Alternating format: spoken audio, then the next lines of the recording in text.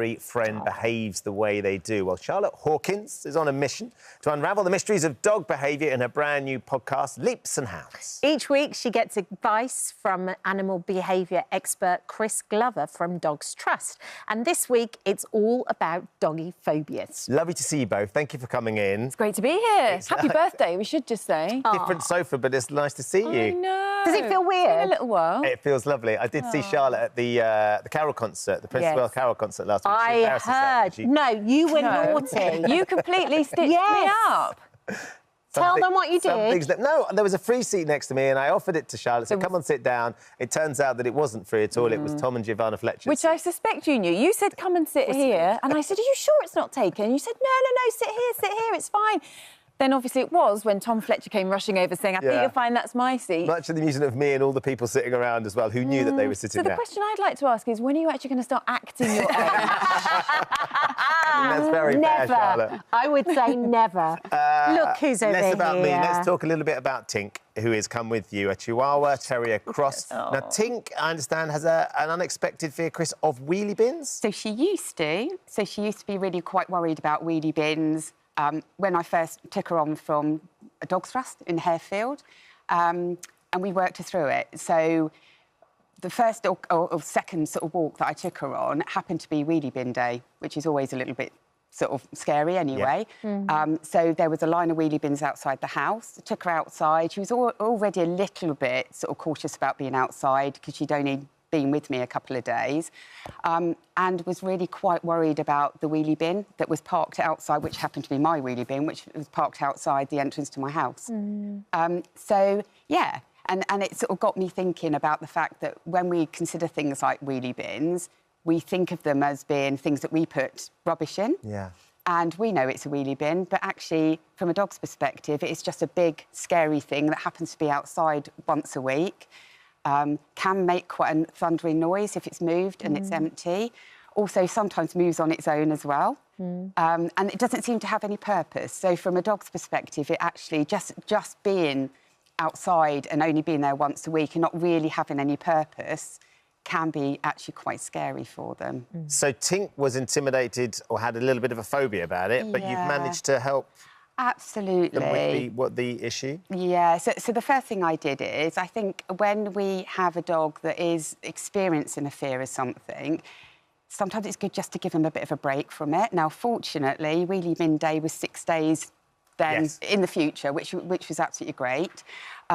So it gave you a little bit of opportunity just to get her exposed to the wheelie bin, but while it was next to the house. Right. So familiar environment, I'm quite lucky. I can actually lock my driveway, so it means that I could have her off lead. I just scattered a few treats around. I played ball with her. So it gave her time to be able to see the wheelie bin, know that it was nothing to be worried about, but not to put that pressure on her. Because I think we are very keen sometimes, when we've got a dog and we recognise that they've got a worry about something, we want to fix it. And sometimes that desperation to get something sorted means that we don't give them that time to sort of just reduce that stress, take a little bit of a pause and then make a plan on how we're going to address it. And Charlotte, this is what basically your podcast is all about, Leaps and Hounds. So basically you take, and it's in great little bite-sized chunks, actually. It's brilliant. So you take a dog with a bit of a problem, whatever that is, whether it's jumping up and down, whether it's wheelie bins, whether it's stealing food, and then you talk and you explain how to kind of go around the problem. Yeah, so we wanted to do a podcast that was just going to give people these top tips on certain behaviour issues because, you know, I'm a massive dog lover. Dogs can bring us so much joy. I'm an ambassador for the Dogs Trust, and there are so many dogs that are being handed back because of unwanted behaviours, because owners just can't cope with it. And we thought, actually, if we could just have a really sort of simple series where people could get top tips on things like, you say, jumping up, barking, recall, whatever it is. So we go through all of that in the podcast, and we have a rescue dog that sort of demonstrates the behaviour each week. And just to try to make sure that actually with just a few tips from Chris, who's the expert on all of this, that, you know, you can make a real difference and actually get the best out of your dog, to make sure that, you know, you have a great member of the household who's not doing something that's, you know, annoying or frustrating behaviour. And it's amazing because when we have Graham on, the dog father, Graham Hall, he gives you a little tip and you suddenly go, actually, that's really sensible. Of course, that's almost obvious. But it's not until you hear somebody say it that you work out that that's what you need to do. So what does the Dogs Trust actually do? So the Dogs Trust, so they rescue dogs. I mean, they get, at the moment, they're inundated with calls, actually, from people. Rescue centres are full to the brim, whether it's cost of living crisis or whether it's unwanted behaviour. So they would take in those dogs and aim to rehome them, to be able to get them back out in people's homes where they should be. They've got a behaviour support line as well for people who are having difficulties with behaviour. And, you know, a lot of times it is, I was talking to Chris about it, it's about understanding what your dog is thinking at the same time. Chris was talking there about what happens, what's going through a dog's head when it sees a wheelie bin. And, you know, one of the episodes we did was on barking, for example. And, you know, you'll sort of probably, if you've got a dog that barks a lot, you think, it's driving me nuts, why does it keep barking the whole time? But actually, if you listen to what it's saying, and Chris is great at this because she is absolutely fluent in dog, then actually they've got different types of barks. Sometimes they're excited and they're saying, you know, oh, I want to do something, or this looks great fun. Sometimes they want breakfast, that's a different type of bark. Sometimes they're scared, that's a different type of bark altogether. And if you can understand that, then you can understand how to work with them to be able to sort of lessen it being a problem in your house. Yeah. It's a lovely podcast. We had some viewers' questions. We're out of time, but maybe we can get you to record them and we'll put them on the app. That's a great idea. Because there's some brilliant things here. Charlotte's seagull feathers terrify her pup. Tracy's dog is scared of Christmas crackers. Understandable. Tracy, the dog, is afraid of grass. And Sam says she can't burp or hiccup around her dog. Sam, that might be your issue, not the dog's. But a few things. If we could get you to record those and we'll put them on the app, because there's loads of really interesting things, especially around Christmas, when everybody and all the families around, you want the dog to be a part of it, not sort of causing any issues. Thank you. Thank you so much for joining us. So that helpline for behaviour, is it just for dogs? Oh, well, I know. I think I'll forward you the number. Don't you worry. I'm sure they can do something about yours. Lovely to see you both. Thank you. It was great to meet you. Enjoy the rest of your birthday. Thank you, Charlotte. Thank you for visiting our This Morning YouTube channel. We upload new content every day, so go ahead and hit that subscribe button so you don't miss out. And we'll see you in the morning. Michael, lovely to see you. Thank you so much for stopping to have a bit of a chat about my birthday, which we'll come on to.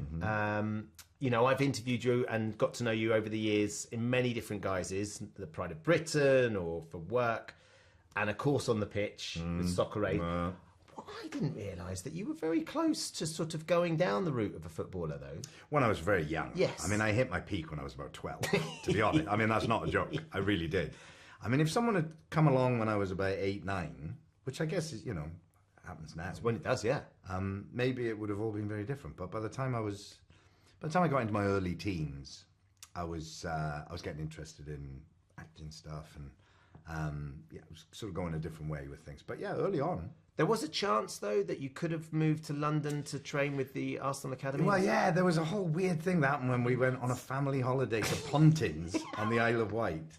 And this other family were on holiday there, a guy with his son and a friend of his son's. And I was playing football, you know, like you do on holiday. And this guy sort of took a bit of an interest and ended up, unbeknownst to me, arranging a match between a local team and a team from Pontins.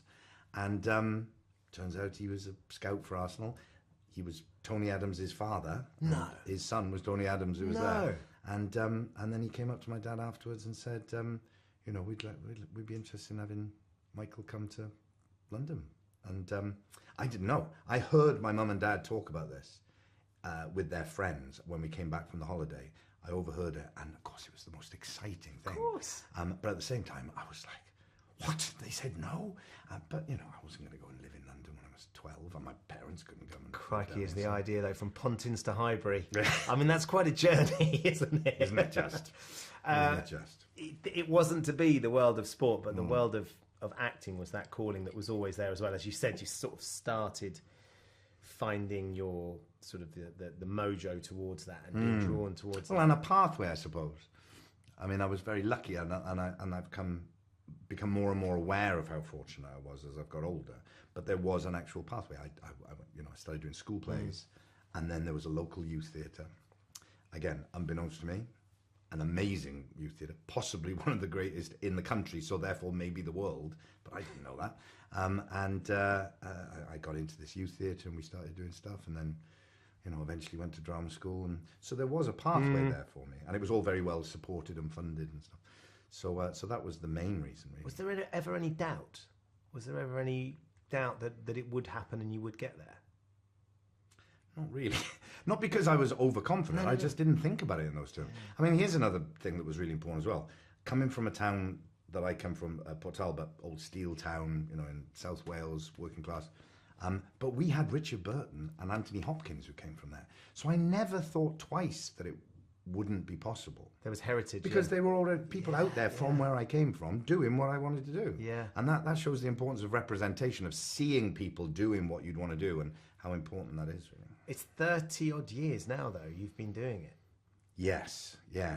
I left drama school when I was 21, so 34 years 34 years.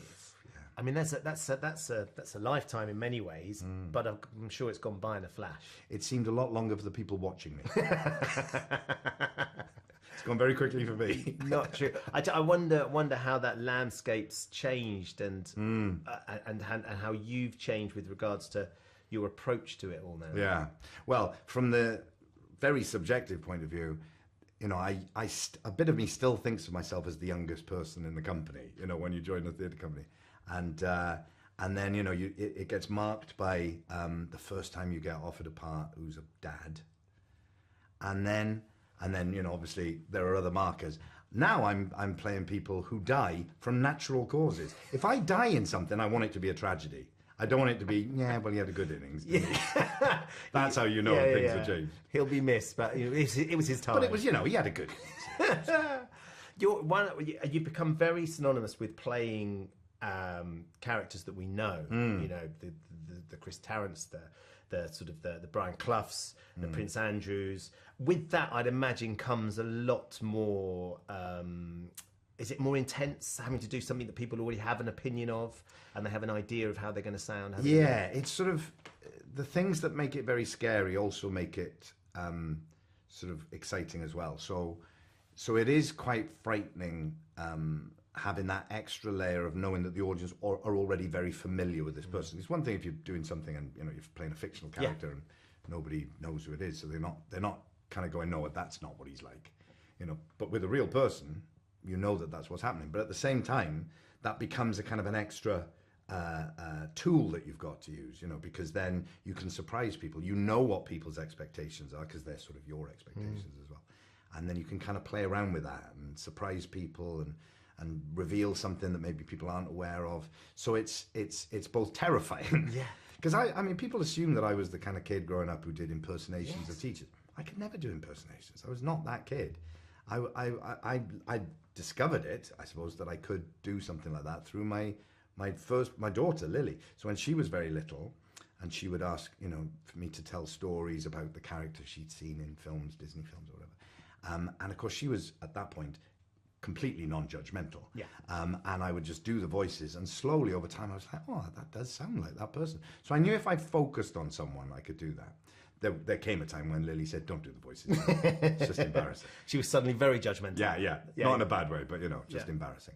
But yeah, so if I focus on a person for a long, you know, really concentrated period of time, then I can do it. But it's not like I just do impersonations. Do you think, as your experience as an actor, though, and as you've sort of gained that experience over the years, you are better equipped to be able to deliver a performance of someone like Prince Andrew or someone like Brian Clough? I think definitely, yeah. I've got at least the confidence of knowing that I've done it before. Although every single time I've played a real person, I hit a kind of a wall about a couple of weeks before we start, and I'm like, no, this is the one that, no, this is, people are just not going to accept me. Absolutely, they're going to just laugh at me. It's going to be ridiculous. This has gone terribly wrong and my career's over. And I feel like that every single time. But at least I've got a process. I know that if I've done the same sort of process as I've done before, I've got a fighting chance. Yeah. It's fascinating that even with your experience, your vast success as well, that I don't doubt for a minute you never take that sort of thing for granted because you love that process. There's still doubt.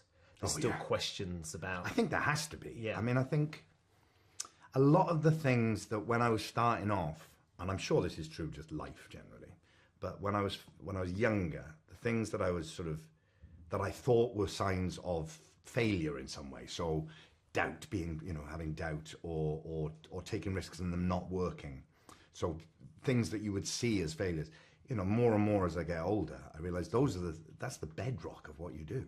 If you don't try things and they go wrong, how can you learn? You're not honing what you're doing, and you have to have doubt, I think, because that's what makes you vigilant and makes you rigorous and disciplined and all those kinds of qualities.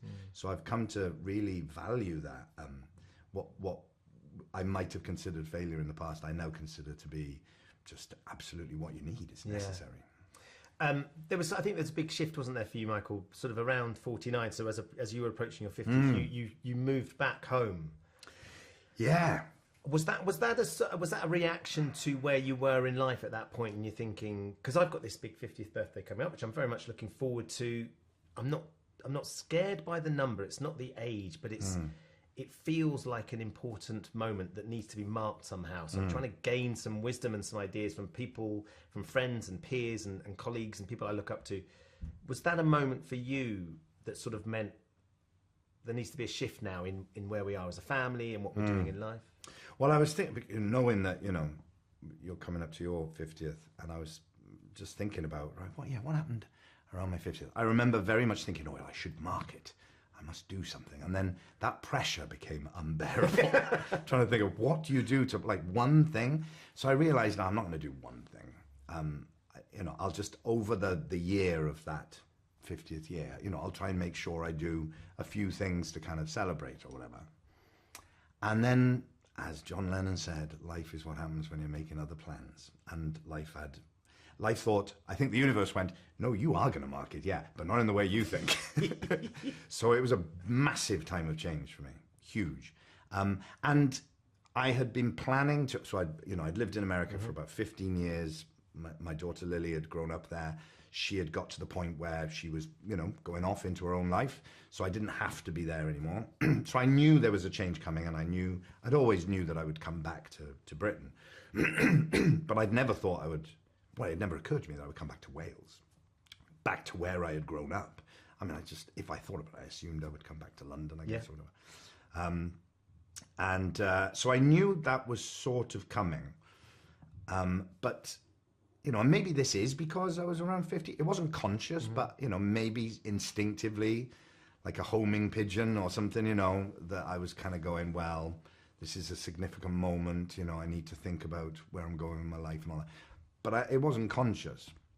But I had definitely, over the sort of preceding 10 or so years, been starting to get more drawn to doing other things outside of acting. Yeah. And that inevitably was kind of drawing me more towards Wales again. But a couple of things happened on 50, my 50th year. Major significant things. So one was, yes, I moved back to Wales. That actually happened, and I started living there. The other one was that I met my partner. We had a baby. It was all in a fairly short space of time. And I gave all my money away. Yes. I lost everything. So you weren't... I don't say I lost everything. No, yeah. But yeah, that all happened in my 50th year. So considering you weren't going to mark it in one particular way, you sort of went hook, line and sinker. Let's try something different. and I mean, there's so much there that's absolutely fascinating for that. I was talking to a friend the other day, and the idea of it being a new season, if we're sportsmen, love our sport, as rugby players or footballers or whatever it is, that to mark that new period in your life, the one thing is having a baby and going back, because Lily was, I think she's probably 20 at the time. Then she would have been 20, yeah. A new partner, back in Wales, and then to do something so extraordinary with your money, with your wealth, and kind of think, I want to live in a different way. Yeah. Well, I mean, it came out of necessity, the money thing. So it wasn't something that I necessarily went, right, I'm going to just do this. But what happened was that I ended, everything that I had spent my entire working career building up, and just went. It's just all gone. And as terrifying and as stressful as that was, it was sort of liberating, weirdly. I mean, in retrospect, it didn't feel like that at the time. Sure. It felt horrific at the time. But the motivation for it at the time. Yeah, well, I had been part of trying to bring something called the Homeless World Cup to Wales. I'd been involved in street football, which was setting up football training essentially for people who, excluded in whatever way, whether it's through experienced homelessness in some way, men and women. And it was providing structure, providing a time where you don't have to deal with that. You can just, come and play football. You meet other people, and you can get services to people. Yeah. So it was a sort of brilliant organisation. And then I found out through that there was a Homeless World Cup that happened every year, And so I went to Oslo one year with the Welsh teams and saw it happening. And I just thought, we should do this in Wales. And so then I became part of making that happen. And then, to cut a very long story short, with about 8 weeks left to go before it was going to happen in Cardiff, we discovered there was no money. All the money had gone. Or in fact, there was no money. It's a very long story. Yeah, okay. But suffice to say, we needed to find a lot of money very quickly. And the danger was, of course, that everybody, because there was a lot of partners, organisations who had part of making this happen, and of course they were all like, well, we can't be a part of this anymore. So there was a lot of very vulnerable people all over the world imminently coming to Cardiff to have what I believed was a potentially transformative experience. That's why I wanted to get involved in this. And so I had to kind of decide, well, do I try and make this work in some way, or do I walk away? Like, understandably, other people wanted to walk away, and all the advice was to walk away. And I just thought, I can't do that. It was a real kind of pivotal moment for me, and I just thought, I can't do it. So I did everything I could to convince everyone to stay on board and to keep things going. So the very first thing I did was put everything I had in my bank account to create sort of some cash flow and to pay for things that had already happened. And then I had to try and convince people that I could guarantee money coming down the line as well. So then so the house I had just been moving out of in Los Angeles that I hadn't sold yet, I had to put up. And then the house I'd bought in Wales to come and live in now, I had to put up as well. So I put all my assets, all my cash flow in to kind of keep people on board, which they did. And then I had to go asking people for money. I mean, literally going and asking people for money. And over the next few weeks. And it happened. And we did it. And we got through it. And it was an amazing experience. And I'd be sitting in meetings, and Anna would be sitting there pregnant, and I'd say, "Look, I've got a baby coming as well." I mean, I had no shame whatsoever. But by then, I'm sure. And and it happened, and then and I remember at the time thinking, well, I'm earning money. I mean, there's no reason to assume that over the next however many years I can't make some of this money back, because a lot of it was also money that I didn't have. I had to do deals with people and go, I'll pay you this money over 3 to 5 years or whatever. So, there's a lot of stuff upcoming. So I was essentially in debt for a long time, sort of still am a little bit. But I realized that, I can do this. Like, this is not something, I realized that a lot of business people, talk about, it's just about juggling debt mainly. I was like, I see how that works now, right? Okay. So instead of, most people would say to me, well, you're not going to do that again, are you? You're not going to put money into that again. And actually the opposite happened. I started going, no, I'm going to put more money into things. I'm going to actually do more of this because I can see how it works now. And also I'm aware that there's a kind of window of opportunity, and that window will shut eventually. Yeah. I'm not going to have the earning capacity. I'm not going to be able to do the same sort of things.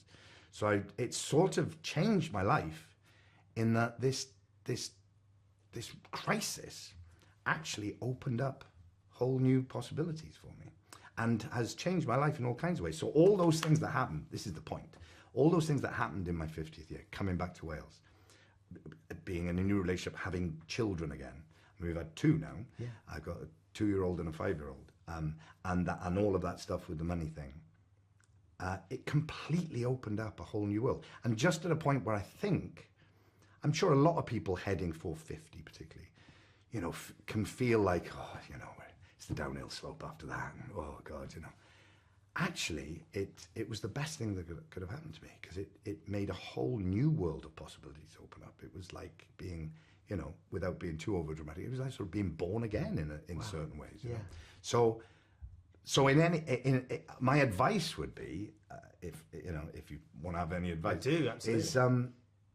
is be open to what, you know, the universe might be bringing you, and things come in surprising ways. And even though a lot in your psyche will be saying, oh, we're moving into a different chapter now, and for all the positive advice that people give, actually, you know, it's time to put your slippers on. You know, actually, it's a possibility to have a whole new kind of world open up to you. It's fascinating to hear that big shift, because of course, from a very young age, we're told there's certain things: you want to earn some money, you want to get a house, you want to get on the property ladder, you want to look after your family, you want to leave something for your family, and then to suddenly be, through your choice, but because, you know, there was a desire, a need for something you want to achieve, you just relieved yourself of all of that. I can understand how that would feel liberating, terrifying, and liberating. Yes, but I think at a time when part of me, I think, in the period of time leading up to that, so in the years leading up to that, I don't just mean like months, but the years leading up to that, part of me, I suppose, if I'd thought about it, if someone had said, what do you want to be doing in your 50s? I suppose I'd probably have thought, well, I want to be enjoying the fruits of everything, you know, and you know, just sort of being able to do things when I'm not working, do things that I just enjoy, and, you know, relax and just enjoy the benefits, blah, blah, blah, blah, blah. And actually, obviously, you know, it was the complete reverse.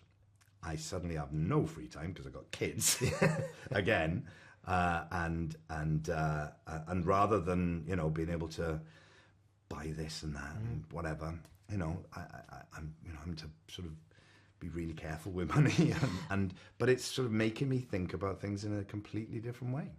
Do you think, this is quite hard to gauge, but do you think you're happier? Oh, undoubtedly. This is undoubtedly the happiest period of my life. Undoubtedly, without any second thoughts at all. It has given me being able to be around my children, and see that, you know, when Lily was younger, I was working a lot, I was away a lot, I was an actor who was trying to, you know, establish myself and all those kind of things, and I really regret that. You know, being able to be with the kids now and you know, it's physically exhausting, but it's just emotionally and psychologically and spiritually, it's just amazing.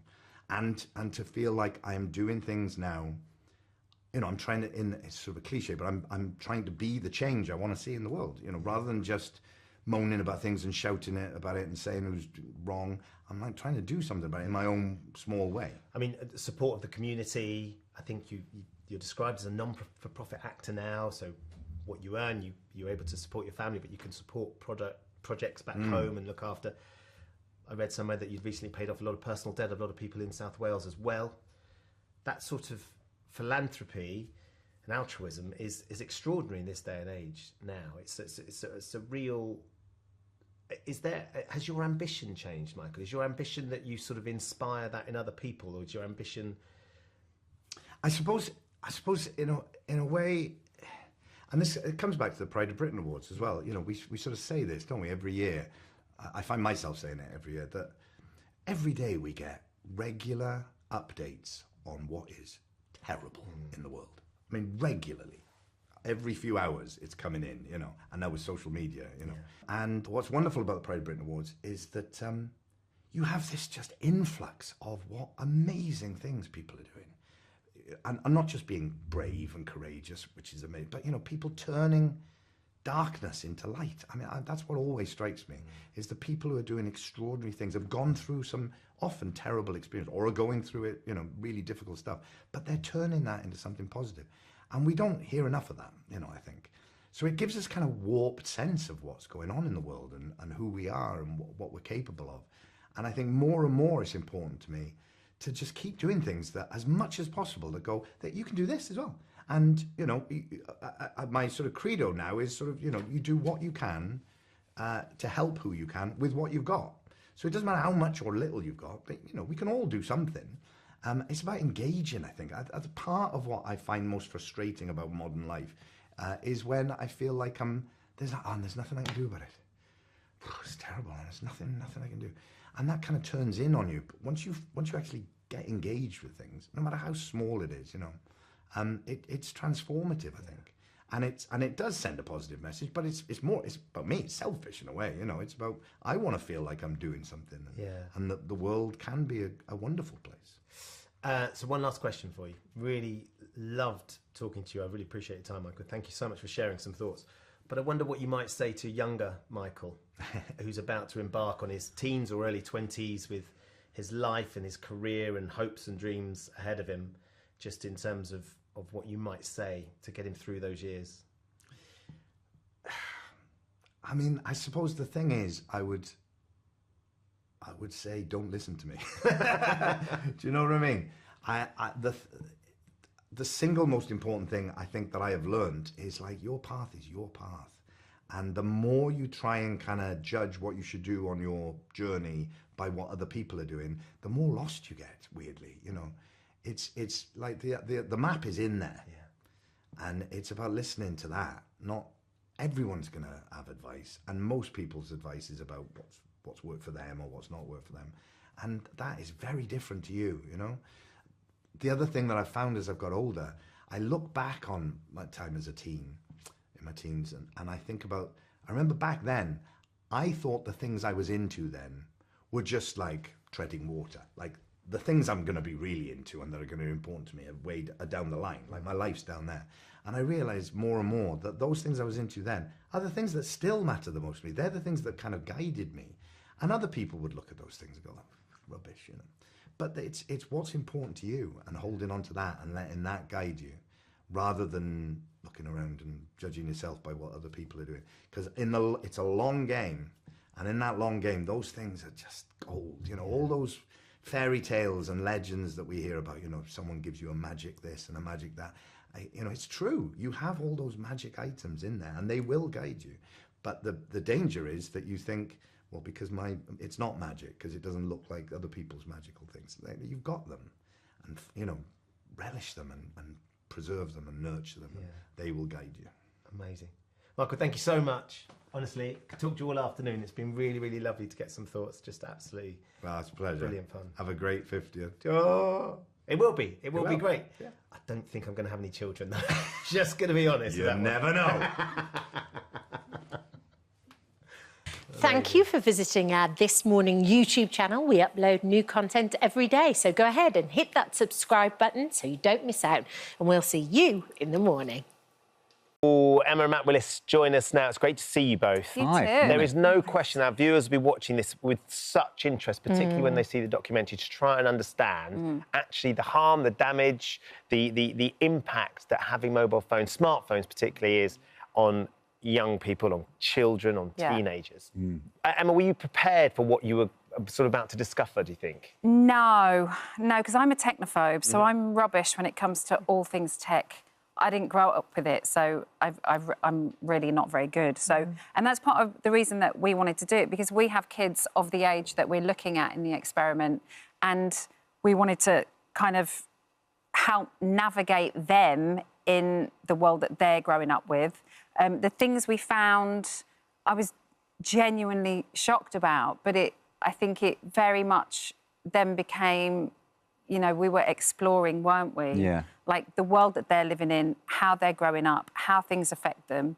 And the main part of this is that it's an experiment on children to find out how smartphones affect that age group mentally and physically on the brain. Yeah. So everything was tracked. You'll see that they had like EEGs on their brain, their cognitive responses, and then their feelings of anxiety, depression, and how removing these devices make them feel.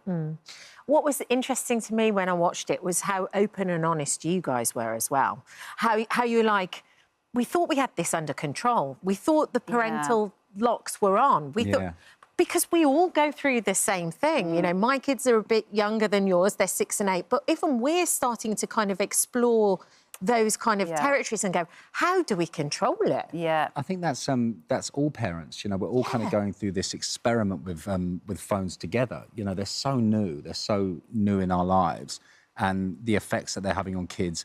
We kind of went into it going, oh, we know social media is bad for kids. You know, we've heard that before, but actually seeing that it's actually having a smartphone in their hand, you know, and having access to the internet at all times is so damaging, and in so many different ways. Like, it was remarkable because everywhere we looked, in every kind of category to do with a smartphone, there was damage.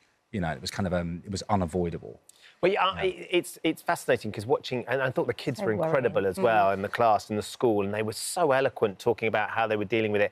And one or two of them really struggled. One young lad particularly had physical withdrawal from his phone. Yeah. And you're watching it thinking, goodness me, how on earth has it got to this point? But also what's really fabulous is watching them at the end of the experiment and just how they're transformed in many ways. Yeah. The one thing that, I mean, like you say, they were a brilliant group of kids that, you know, they really wanted to kind of give it a go. Miles obviously mentions in the first episode, like, I'm being paid $5 a day. Yeah, that's cute. $5 a day to do it. Yeah. But actually, the money incentive kind of came out of it because that's the child that you're talking about who literally had physical withdrawal from all of these devices. But they really got stuck in, didn't they? They did. And the one thing that they all said was, this is how I socialise. This is my social life, is my device. And they were all really scared that they would be disconnected from their mates.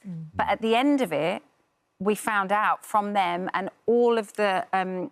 it was like a focus group that we did it on, like 26 kids, but the whole school did questionnaires. And they all said they felt more connected without a smartphone than they did with one to their social group. Yeah. And that was the biggest thing they were scared of. Yeah. Yeah. Which is one aspect of it, for sure. But then there's the other aspect of it as well, where it gets really dark. Yeah.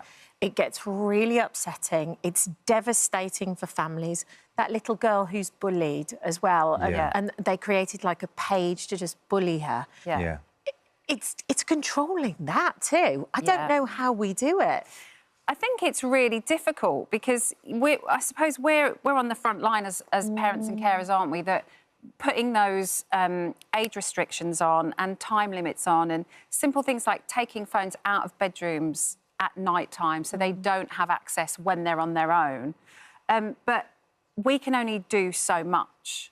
Government has to step in at some point, and tech companies have to take responsibility for the products that they are making that don't have any verified age restrictions on them. No. Because just by clicking, yes, I'm over 13 and yes, I'm over 18, anybody can do that. That shocked me when you were looking at that porn site, and it's literally like you just press a button and that's it, you're in. Yeah.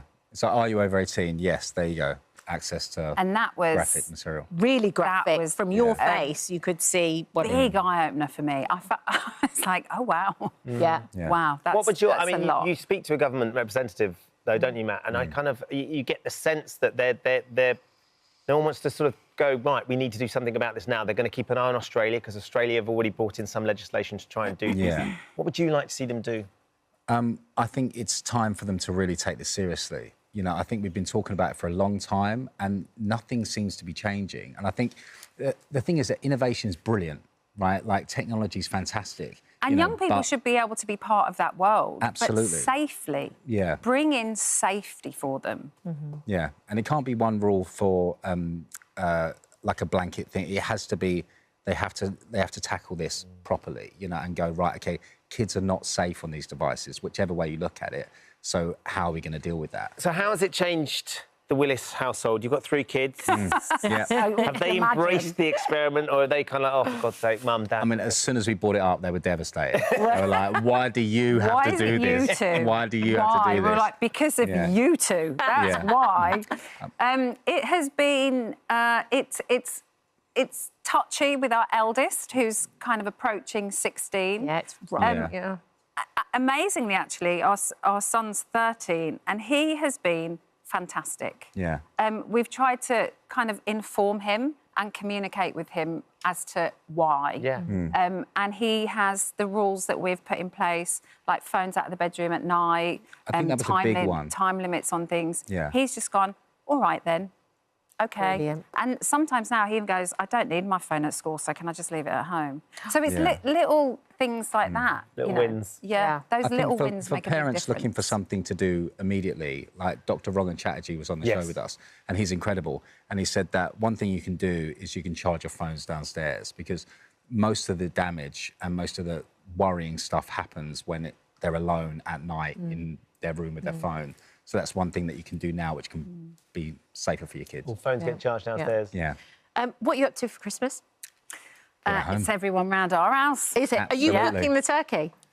No. Oh, no. No. We leave that to my mum. Kath She's will like take care of the that. queen of cooking Yeah. turkeys, Kath. Mum's a Wait, great you'll be able mother. to eat the turkey this year, though, because there was a year where you couldn't eat the turkey, Emma. Is this right? I can't believe this is still a thing. Absolutely. Yeah, I had a really bad, throat infection, and I didn't want to miss my Christmas dinner, so I blended it like a baby meal and drank it. You blended in The whole thing? The whole thing. The whole thing.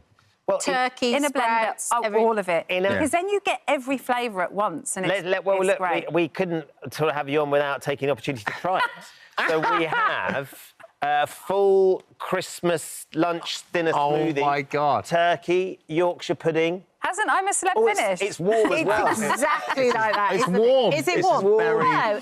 Bush Tucker trial. I thought it was going to be cold. I was Come like, on, we've all done this for our kids, Yes, haven't we? for sure. We've made them eat it. Yeah. It's I'm just- Here we go.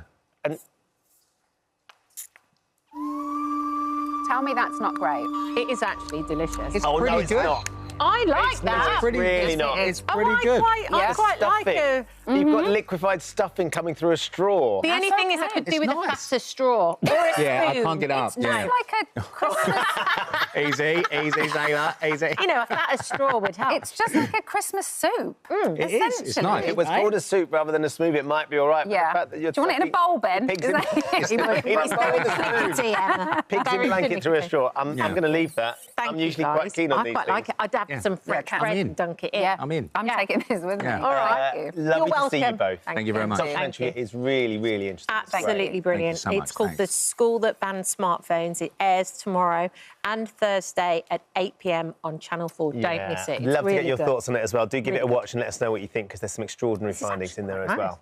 Thanks, guys. Oh, hello. Yeah. Thank you for visiting our This Morning YouTube channel. We upload tons of new content every single day. So hit the subscribe button, like all the videos, and don't miss out. We'll see you in the morning. There. And James Marsden joins us now. How are you? I'm very good. I was just saying when we were watching that, I am right in the sweet spot for this movie because I've got an 8-year-old and a 6-year-old. They've seen all the previous ones. Yeah, that's a perfect age. What can we expect from this one? Well, I think the fun thing about these movies is that the beginning, the first film was sort of a buddy comedy, which he and I, and then it sort of expanded into the second film. He's got new friends, and it keeps getting bigger. The budget gets bigger and more inflated. And this film is sort of like unleashed, high octane. We're in London, we're in Tokyo. There's many more hedgehog creatures running around. So it's just a lot more for the kids and for the family and everybody. Can you just explain, in case anybody hasn't seen it, James, how you fit in? Because you actually are yourself, essentially, but you're sort of Sonic's guardian? Yeah, I'm still trying to figure it out. Okay, all right. Adopted father. The The first film, it was more of like a road trip buddy comedy. We were like pals. And then it evolved into, I guess Tom, the character I play, Tom, is more of a fatherly figure for him now. And we're sort of the grounding force because he's sort of, he's still a, kind of a petulant teenager who's running around getting himself into trouble, and we're sort of providing the guardrails for him. But yeah, there's still sort of spirit of playfulness between the two of them. But yeah, now we have Keanu Reeves coming on the third film, voicing Shadow. He's playing the baddie, right? Yeah, the very brooding, mysterious. I mean, bad there's guy. a look of Keanu about Shadow as well, by the way. I mean, I don't know whether I'm thinking of Neo mixed in there as well, but... Yeah, I think there may have been a little Matrix nod there. Yeah. Good call. I like Good call. that. I didn't pick up on that till now. Yeah. And Jim Carrey's in the movie as well. Yeah, Jim Carrey's in the movie twice. Yeah, he's playing two different characters in the film. Is he? So what are his 'Cause characters? one's never enough with Jim. Yeah, it one's must be never enough. real fun on the set. Well, he's very subtle, so we can afford to have two Jim. Yeah, he's playing also his grandfather, Gerald Robotnik. Okay. Yeah. And Because that must be one of the most extraordinary things, because in in a character and a part like that for Jim Carrey, who we know is just can be so animated and so sort of physical in his characters. Yeah. It must be an absolute joy to watch him play it. Yeah, it's so much fun. I mean, it's funny because he's not really like an improv artist. He can do improvisational comedy, but he comes in with like sheet music. I mean, he comes in with like very detailed ideas about what he wants to do. And it just, he's a perfectionist as well. So watching him work is always fascinating because he's a master and he always finds new ways to kind of do his own thing that we've seen and that we love, but he sort of refreshes it and updates it. And yeah, he's just, he gives this movie and all of these movies a nice jolt of energy. Yeah, he's amazing. Is it difficult to film these movies, though, especially for you? Because there's so much CGI. I'm guessing there's green screen as well. Like, how do you do it and how do you make it work? Yeah, it's a good question. I mean, because it is half, for the people who haven't seen it, it's half live action and half animated characters. In the first film, it was like, you know, obviously we didn't have the budget that we do on this one, so it was like a tennis ball at the end of a stick, you know, and I would have to like kind of watch the tennis ball walking around. In the second film, it moved on to like a little, it was like a little creature, little hedgehog version of him. The third film, it was all puppeteers. They came in with like really like elaborate puppets, and the puppeteers were actually doing the voice as well, so it made it easier for us. Suddenly you've got something to play against. You've got something that is, you can truly believe exactly. in that. Yeah, instead of just completely having to use your imagination and imagine that a tennis ball. And were you a fan of the games as a kid? Because you were a bit older than me, but it's that era when Sonic came out. And Nintendo, and playing on Sega. I think I was just leaving the video games in my rear view right when Sonic came out. At least I was a big gamer growing up, so I would spend 5 hours a day playing them. I have to stop. But I remember when he hit the scene and it was like Mario Brothers versus Sonic. Sonic. So I did play the game, but then there were, I think there were many different iterations of the game after that, and cartoons, and everything. But it's cool. It's a great thing to be a part of something, a character that's so iconic, and celebrating him in a movie like this, and making movies that you can share with your kids. And it's been a lot of fun. Got to ask you about jury duty as well. Oh yeah. Because it's such a big idea in terms of having a whole cast of people apart from one who doesn't. I mean, talking to Jim Carrey, The Truman Show was a great example. Like, that was a film that was all about Jim Carrey played a character, had no idea the whole constructed reality around it. You actually made a show that essentially was that, jury duty, with one person who didn't realise that everybody else was acting. Yeah, that was nuts. It was nuts because it hadn't really been done before. And so it was a bit of a high wire act, and can we even pull this off? Yes. And then beyond that, it was like, is this guy going to be okay after all of this? Protecting him. Truman Show's a movie, and Jim's an actor, but this is a real human being out there who didn't really ask for this, but ultimately it was a celebration of his humanity, of his character, and he was a sport about the whole thing. But it didn't make me feel good when we were doing it. No. No, I liked making fun of myself and entitled Hollywood celebrity, but for him, he was such a pure human being, but it was perfect. It really worked out well. Didn't know it was going to. That's what you don't know. Well, no, because it's such a big idea. That's the thing. And it's like, can you keep the secret as well? Because you must have to improv some of that and kind of find your way a little bit. Well, yeah, that's it. You can't have scripted dialogue because you don't know what he's going to say. So you have to sort of be on your toes. And I mean, there was scripted outlines of what would happen. Like James gets up and tries to get out of jury duty because he's a celebrity. And then we just sort of say what we want. But yeah, I think that the challenge was, we have to make this there has to be comedy there, but we have to make it as realistic as possible so that he doesn't think he's on some show. And anytime he started to get a little suspicious, there were like 2 specific times, then the director said, tomorrow, just pull it all back. We are having boring court day. So no comedy beats, push nothing. And to the point where he would say, well, this can't be a show because this is the most boring day of my life. Oh, really? Okay. Yeah. So that was but then you all had to go through that as well. You all had to sit there and pretend, and knowing it's not, none of this is real. You just got to get through this to calm No, and down. I would sit there ruminating whether or not this thing is going to even be seen by anybody. It's like, is my career over with? I'm just gonna say it. But it turned out really well. I'm very proud of it. And he and I still keep in touch, too. So it's... amazing. Yeah, he's loving it. I've got to ask you about The Notebook as well. Sure. Because it was literally, it was like my growing up kind of movie. And I can still watch it now and immediately... Still resonates, doesn't it, with a new audience? You cry, you're happy, you're sad. It's just like the whole thing. But the response to your character is now slightly different. I've been reading that people are like, no, she should have ended up with you. I'm being told that quite a bit now. You're rising like the phoenix out of the ashes. Yeah, it all worked. Yeah. But my plan worked. Play the long game. No, I think that was really just maybe just society changing a bit. Like, now looking back on it, they all view their relationship as toxic. Yeah. Right? And I was the nice guy or whatever, but whatever. I mean, the movie works on so many different levels. It was just amazing that it's become this kind of classic. Yeah. Nobody thought we were making a classic. No. Making it, but It's amazing what time does. Yeah. We understand, James, that you're quite the impressionist as well. You have a skill and an ability to do impressions. This is what we've been led to believe. You have a very good McConaughey in there somewhere. Oh, yeah, I think I did a McConaughey back in the day when, yeah.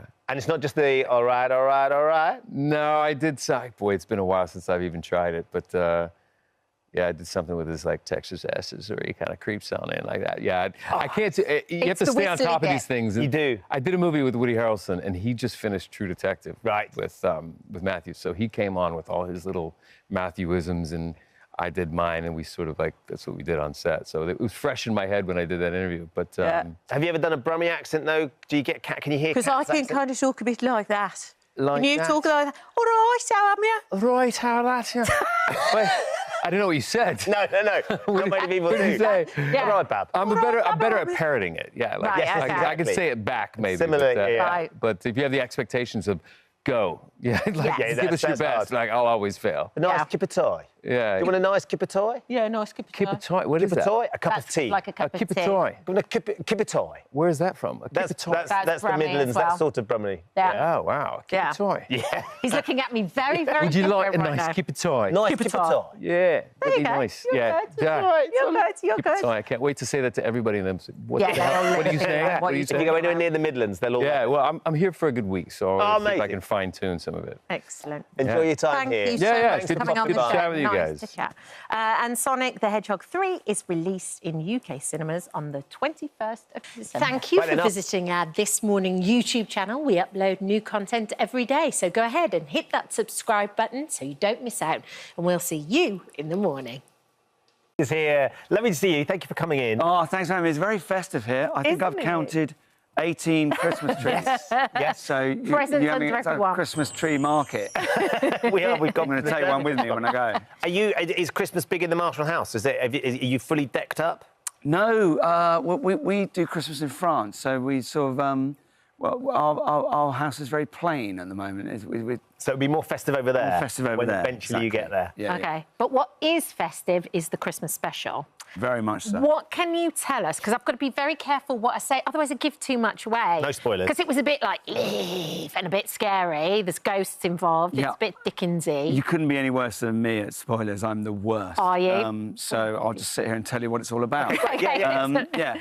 No, it's sort of it's a ghost story, really. It's a sort of Christmas festive haunting, which is a sort of the kind of case that very much butters Humphrey Goodman's parsnips, if you know what I mean. Christmas parsnips. So, and obviously he's got until Christmas to solve the case, and you know, it's fun. It's kind of sort of. It's got, like you said, it's got a bit of Dickens about it. It's quite Dickensian. It's very Christmassy, very festive, but it's also quite wacky as well. It was, because at the end it goes a little bit Scooby-Doo. Watch it when it's out and you'll see what I mean, because there's almost a bit where you solve the crime and it goes a little bit... You go back in time. Yeah, well, we sort of go inside, and it's unique to the show, I think, that we sort of go inside his head to solve the crimes. And so he knows what's going on, but anyone who comes with him inside his head doesn't know what's going on. Of course, they sort of go back into the crime and revisit the crime, so the people who are doing the crime have no idea what's going on. So it's a bit Scooby-Doo, but I love it. It's very unique to the show, and I think it adds its own sort of spiciness to it. There's that lovely thing, that familiarity and the joy that people have in your characters and the show allows you to play with the format a little bit, because they're so beloved and everybody just enjoys that so much.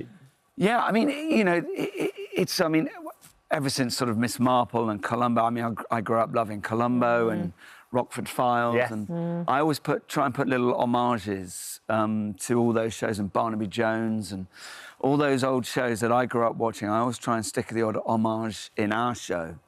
But they've sort of, the public love them, and I think, you know, everyone loves a thriller and they love the sort of the crime-solving aspect of it.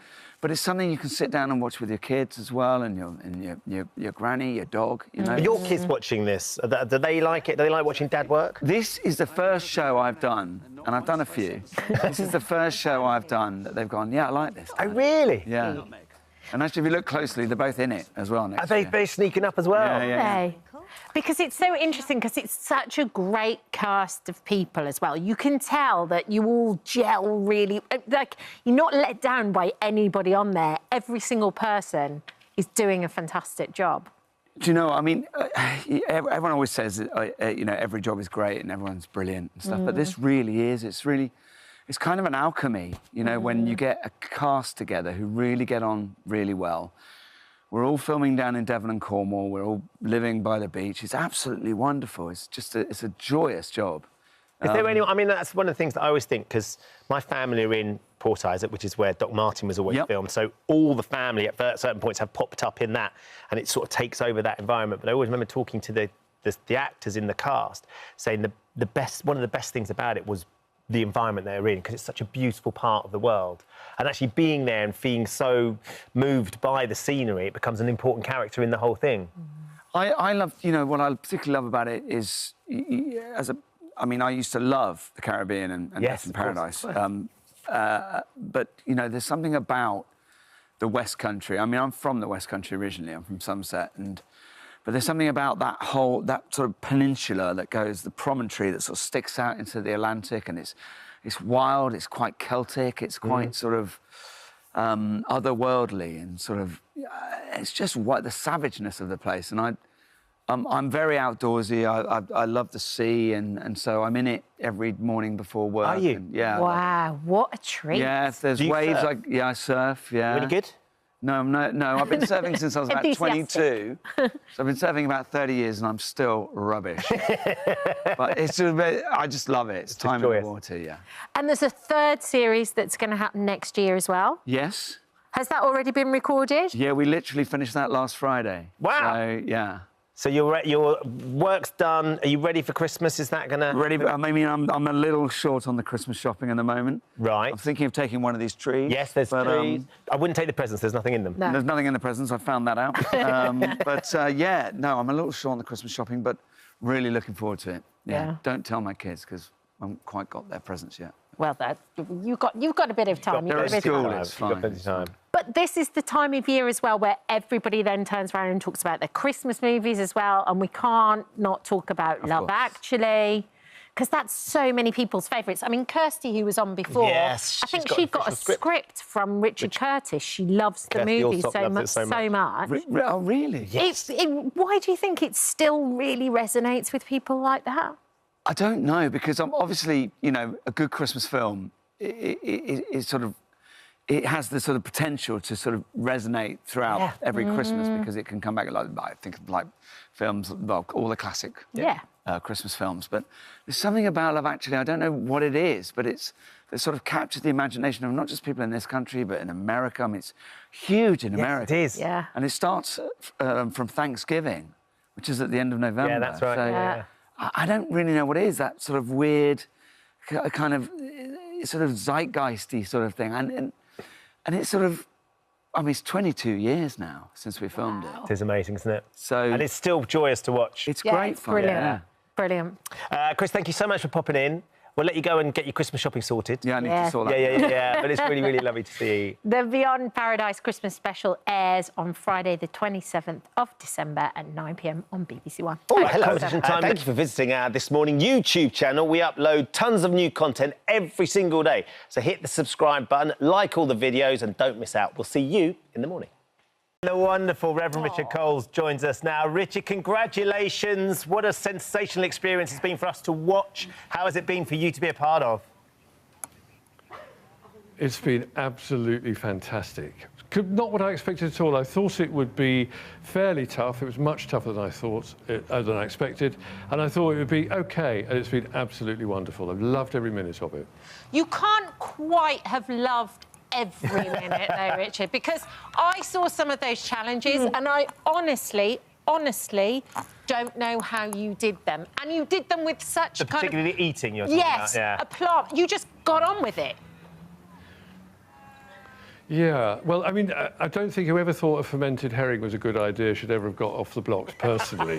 But it's a delicacy in some countries, so I thought if they could like it, I could like it. And the point is, at the end of it were stars, and stars meant meals, and meals meant happy campers, and it was all about having happy campers. So the fermented herring was particularly bad. Is there anything else that you will never be trying again if anybody offers you up something or other, Richard? Well, I don't think the cockroach as a canapé is another idea that's going to take off. That was pretty bad. Mouse tail and mouse feet, too, not great. In fact, there was nothing I was served up in a food trial, but we wish on your worst enemy. But we prevailed. You did prevail, and you got the stars, which was the most important thing for eating. You also said it was harder than you thought it was going to be. What was harder? It's physically very arduous, actually. The days are long, the sun is hot, the climbs are steep, and the challenges, I sort of feel like I've gone 15 rounds with Barry McGuigan. But Barry McGuigan did teach me, I've now got the deadliest left hook in the Church of England, I think. So nice. Swings and roundabouts. But can he see? He needs glasses. That's the problem. When you talk about the Church of England, how difficult was the junkyard challenge where you had to lie, Richard? How difficult was that? It was embarrassingly easy. I think, like most vicars, I've always fantasised about being the spirit of evil. And Maura, I blame her entirely. She encouraged me. But we did have lots of fun doing that, and it worked. So hurrah for evil. You certainly have bonded with a couple of those campmates. We saw it in the little clip, particularly you and GK Barry, Maura as well. You got on very well with. I mean, there was a sort of a coming together of you and the young ladies in the camp, Richard. Well, yes, I don't know why that was. I mean, I'm used to being stopped by hen parties for a kiss, but this was much more than that. GK and Maura and I think we just really hit it off, and GK especially. I was hoping for a bromance when I got into the camp. I just didn't think it would be with GK, but it was, and she's fantastic, and we're looking forward to continuing our friendship. And Maura, I knew before, actually. We'd met on the wheel, where we both got our questions wrong. Right. So it was nice to get a few things right with Maura. Well, because I saw you come out of the jungle and you were doing your interview with the Ant and Dec, and then you were talking about going for a vajazzle. Oh, yes. With GK. Have you learnt what that is, and will you still be going for one? Well, I thought a vajazzle was a vuvuzela, but they're very different things indeed. So when they said we'll go for a vajazzle, I thought we'd be playing on toy trumpets. But now I know what a vajazzle is, and that's something I will leave to others. It's not for me. Well, you say that, though, because aren't your nieces keen to get GK to help you with your TikTok? I think you and GK going for joint vajazzles on TikTok would break the internet, Richard. Well, it might break the internet, but it'll also completely rule out my chances of ever making it to be Archbishop of Canterbury, because I understand there's a vacancy. So much has happened since I've been away. I love it. But in all honesty, though, one of the lovely things about watching the show, and I'm sure you felt this as well, was all of you together, and actually Ant and Dec mentioned it the whole time, that all your barriers came down really early this time in the jungle, and that all of you just gelled together so well and lifted each other when you needed to and helped each other along the way. What was the secret to it, do you think? I don't think it's a big secret, actually. I think, and I learnt this as a vicar, is people come together and their sort of natural goodwill and their desire to create something that's harmonious just happens, just don't get in the way of it.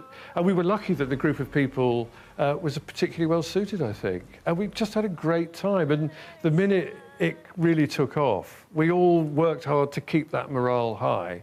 And that's the difference, I think, between having a fantastic time and having a tough time. Yeah. And it just worked. And we had a wonderful time. We're in the middle of a party now. You've dragged me away from talking to eyelashes about the offside rule, actually. But don't worry, it's nice to talk to you. But I'd be very keen to get back to them. You are looking particularly dashing as well, Richard. It looks like you've scrubbed up. And you're saying it wasn't for me and Kat, it was for the party. Well, of course, always for you two, but actually for the party. In fact, I managed to get one of the security guards to drive me to the poshest shopping mall in the whole of the Gold Coast, and I whizzed in and got this scarf and whizzed out again. So it's all going very well. Aww. And what are you going to take away from the whole experience, do you think? Because it's so interesting. When you first come out of the jungle, it's all a bit of a shell shock, and you see all the videos back and you see all your time there. But now you've had a minute to think about it. What are you going to take away, do you think? It was a magical experience. I've got 12 really good mates that I didn't have before. I've learned stuff about myself. And I think most of all, it's a renewed willingness to say yes to life's challenges and adventures. Sometimes hard to do that when you're in your 60s, as I am, but that's no reason not to say yes. I'm so glad I said yes.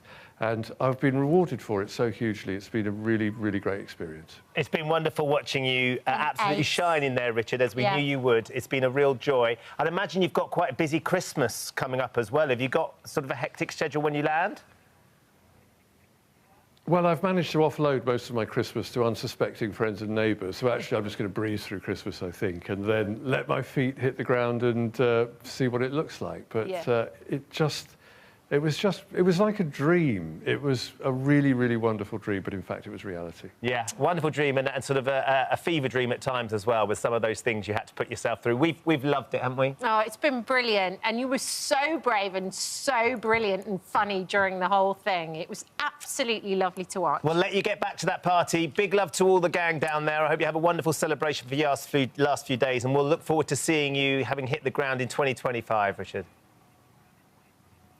Thanks a lot, guys. Have a good Christmas. Lovely to see you. Merry Christmas. Oh, Thank hello. you. Thank you for visiting our This Morning YouTube channel. We upload tons of new content every single day. So hit the subscribe button, like all the videos, and don't miss out. We'll see you in the morning. 4 years, Richard Osman has transformed himself from a TV presenter into a best-selling author of the decade. His Thursday Murder Club series is being adapted by Steven Spielberg.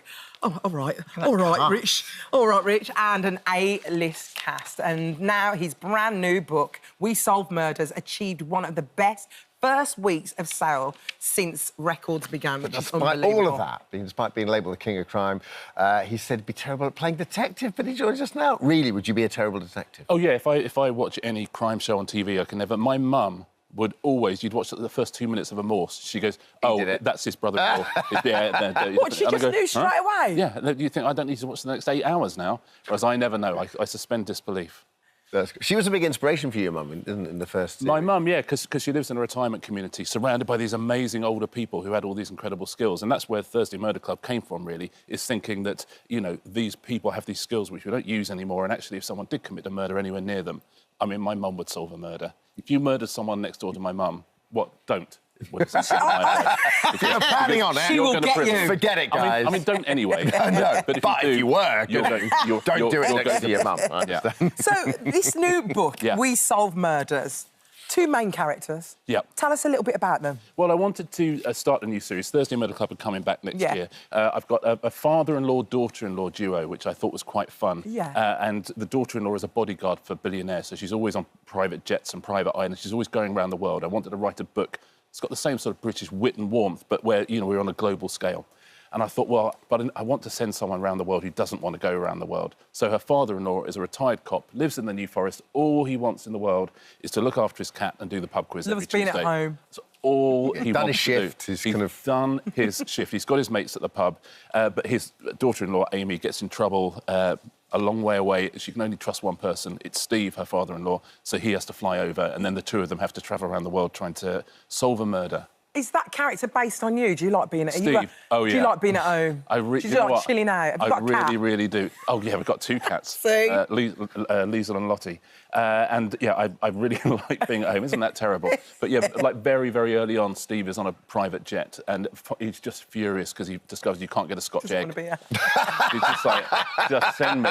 Please send me home. But it's fun. It's fun to do something globe-trotting. As I say, it's got... the thing I love is characters. I like, you know, jokes and being funny and and you know, talking about human relationships and stuff. But to send them to Dubai and South Carolina and St. Lucia and all around the world, firstly, it's going to be fun to film. Yeah. But secondly, it's funny for me as a British person to write about those very tropical places, but with a very British sensibility. Yeah, because when you write Thursday Murder Club, I know you've got another one next year. When you write Thursday Murder Club, I guess part of the joy must be extrapolating those characters and finding out more about them and, where you want to put them and stuff. But there must be something about that lovely blank page when you start this and go, where do I want these people to go? Yeah, it's interesting. I really wanted to write a new series because you have to. You know, I love reading lots of different things. So, I wanted to do something new and introduce people to a new world. And very briefly, I did feel like I was cheating on the Thursday Murder Club characters. For sure. Did you? I really did. But then about a month in, firstly, I fell in love with those two, and there's a novelist who Amy looks after called Rosie D'Antonio, who's the world's best-selling novelist. She's like Jackie Collins.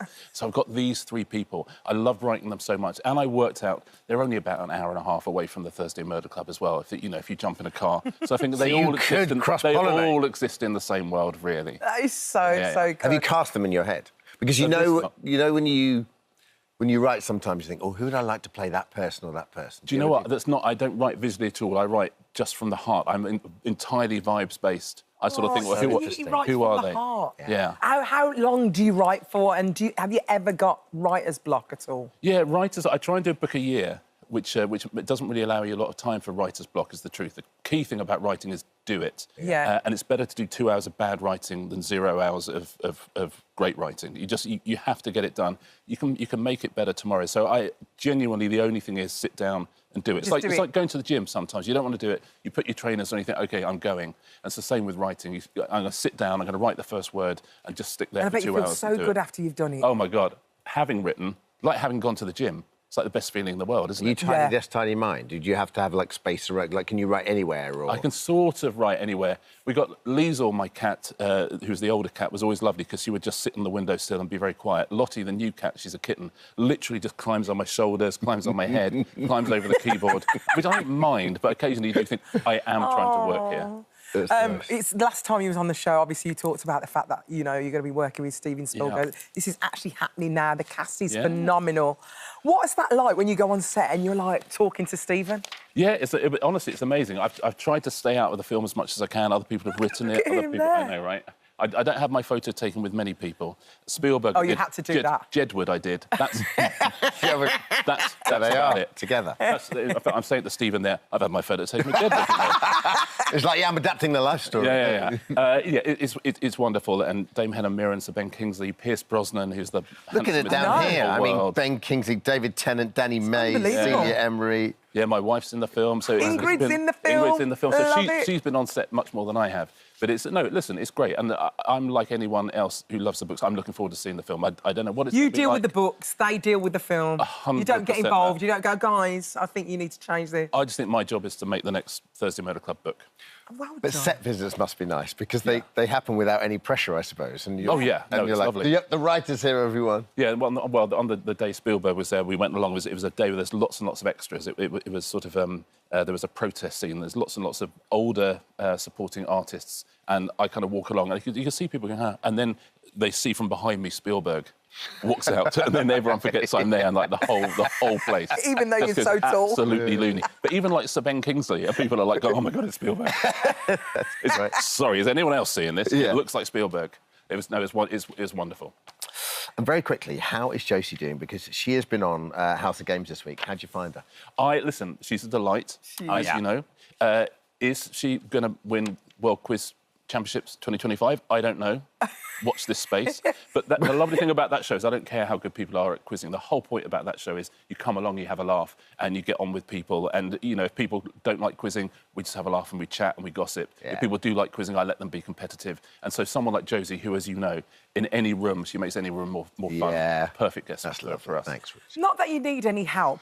But here is the book. It's Richard's book, We Solve Murders. It's out now. Congratulations. You're absolutely smashing it. Perfect Christmas present. I'm so proud of you. Sticking around as well. It is the perfect Christmas present. There you go. Books are perfect. It's a little Christmas present from me. I mean, that was free. Can you sign it as well, man? Not if it's free. Of course I can sign it. Thank you so much for visiting our This Morning YouTube channel. We upload new content every single day, so go ahead and hit that subscribe button, and we'll see you in the morning. Oh, Maura Higgins joins us live from Australia. Morning, or should we say evening? Good evening. I know, it's so weird. It's nighttime here. Hello, guys. Hey, Maura. Hello, my darling. I'm so sad to see that you've been taken out there. You're one of the funniest people I've ever seen. Was you quite shocked when you heard your name yesterday? Honestly, no. I told everyone in camp last night, this is my last night. I had Colleen plait my hair late last night, and I said, please, because I know I'm going to walk out tomorrow and I want my hair in plaits. And I just had a gut feeling. Well, it feels like the nicest camp in that there's no side to anyone. Everyone's kind of getting on really well. You know, even like Dean was just a bit, you know, tired and grumpy. But other than that, everyone seems to be, you know, you're gelling so well. What was the atmosphere like in there? Honestly, I didn't see grumpiness from anyone, if I'm being totally honest. Like, everyone just pulled together as a team. Like, we really just encouraged one another. It's very rare to have such a big group of people and for everyone to get on so well. And the little moments that you would have seen, because I haven't seen it and I haven't seen the edit or anything, it's all just tongue-in-cheek. Like, I think I heard something about Jane with the washing up. She wasn't even bothered.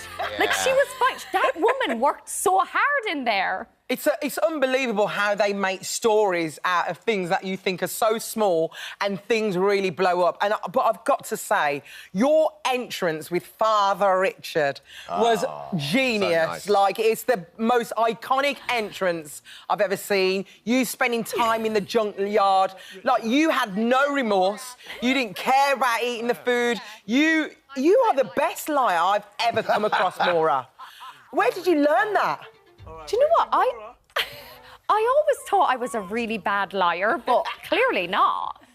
That was the best entry ever. Whoever thought of that needs a pay rise. Let's just say that.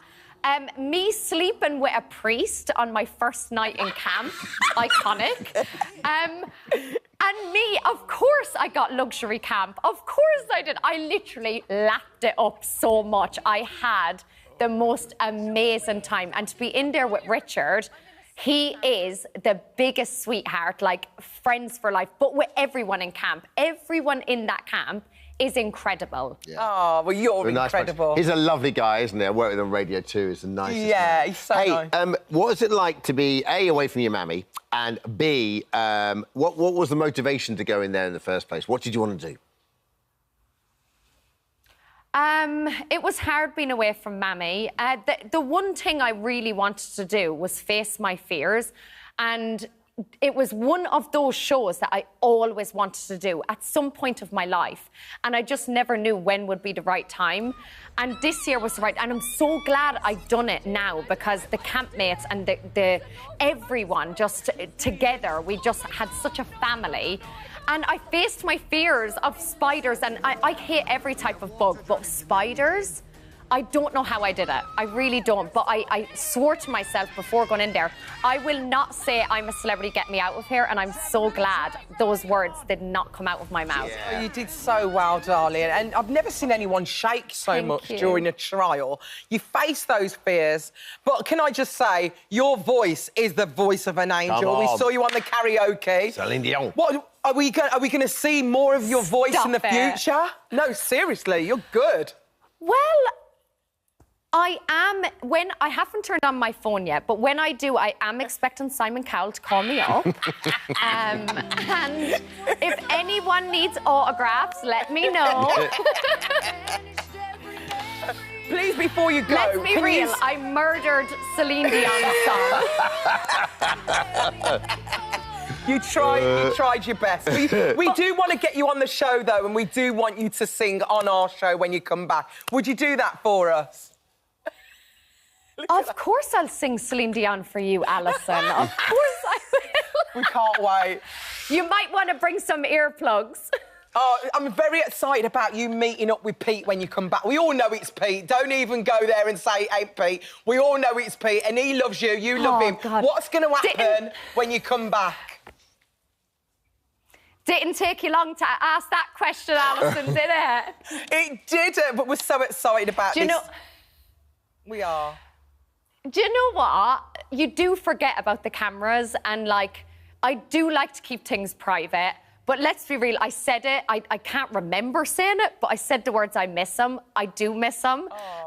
Like I missed all my friends and family. Too late now. But, no, honestly, bridesmaid? he's been so supportive. I want to be You a can bridesmaid. be a bridesmaid, Alison. OK, for God's sake. Get your hat, Hammond.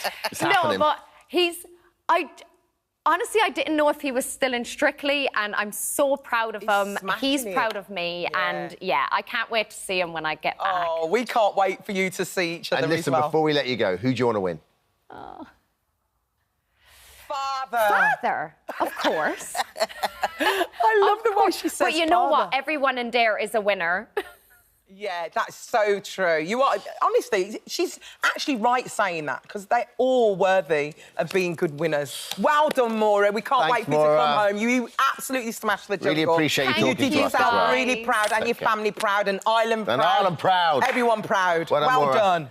Thank you. I appreciate you both so much. Thank you so much for having me. Pleasure. Oh, we love you. Bye-bye. Bye. I'm a Love Celeb, Get Me you. Out of It continues at 9 on ITV1, ITVX and S. Thank you so much for visiting our This Morning YouTube channel. We upload new content every single day, so go ahead and hit that subscribe button, and we'll see you in the morning. It is officially Panto season. Oh, no, it isn't. Oh, it's going to get really dull, this, isn't it? To celebrate, we're heading across the UK to speak to some of the celebrities starring in this year's biggest productions.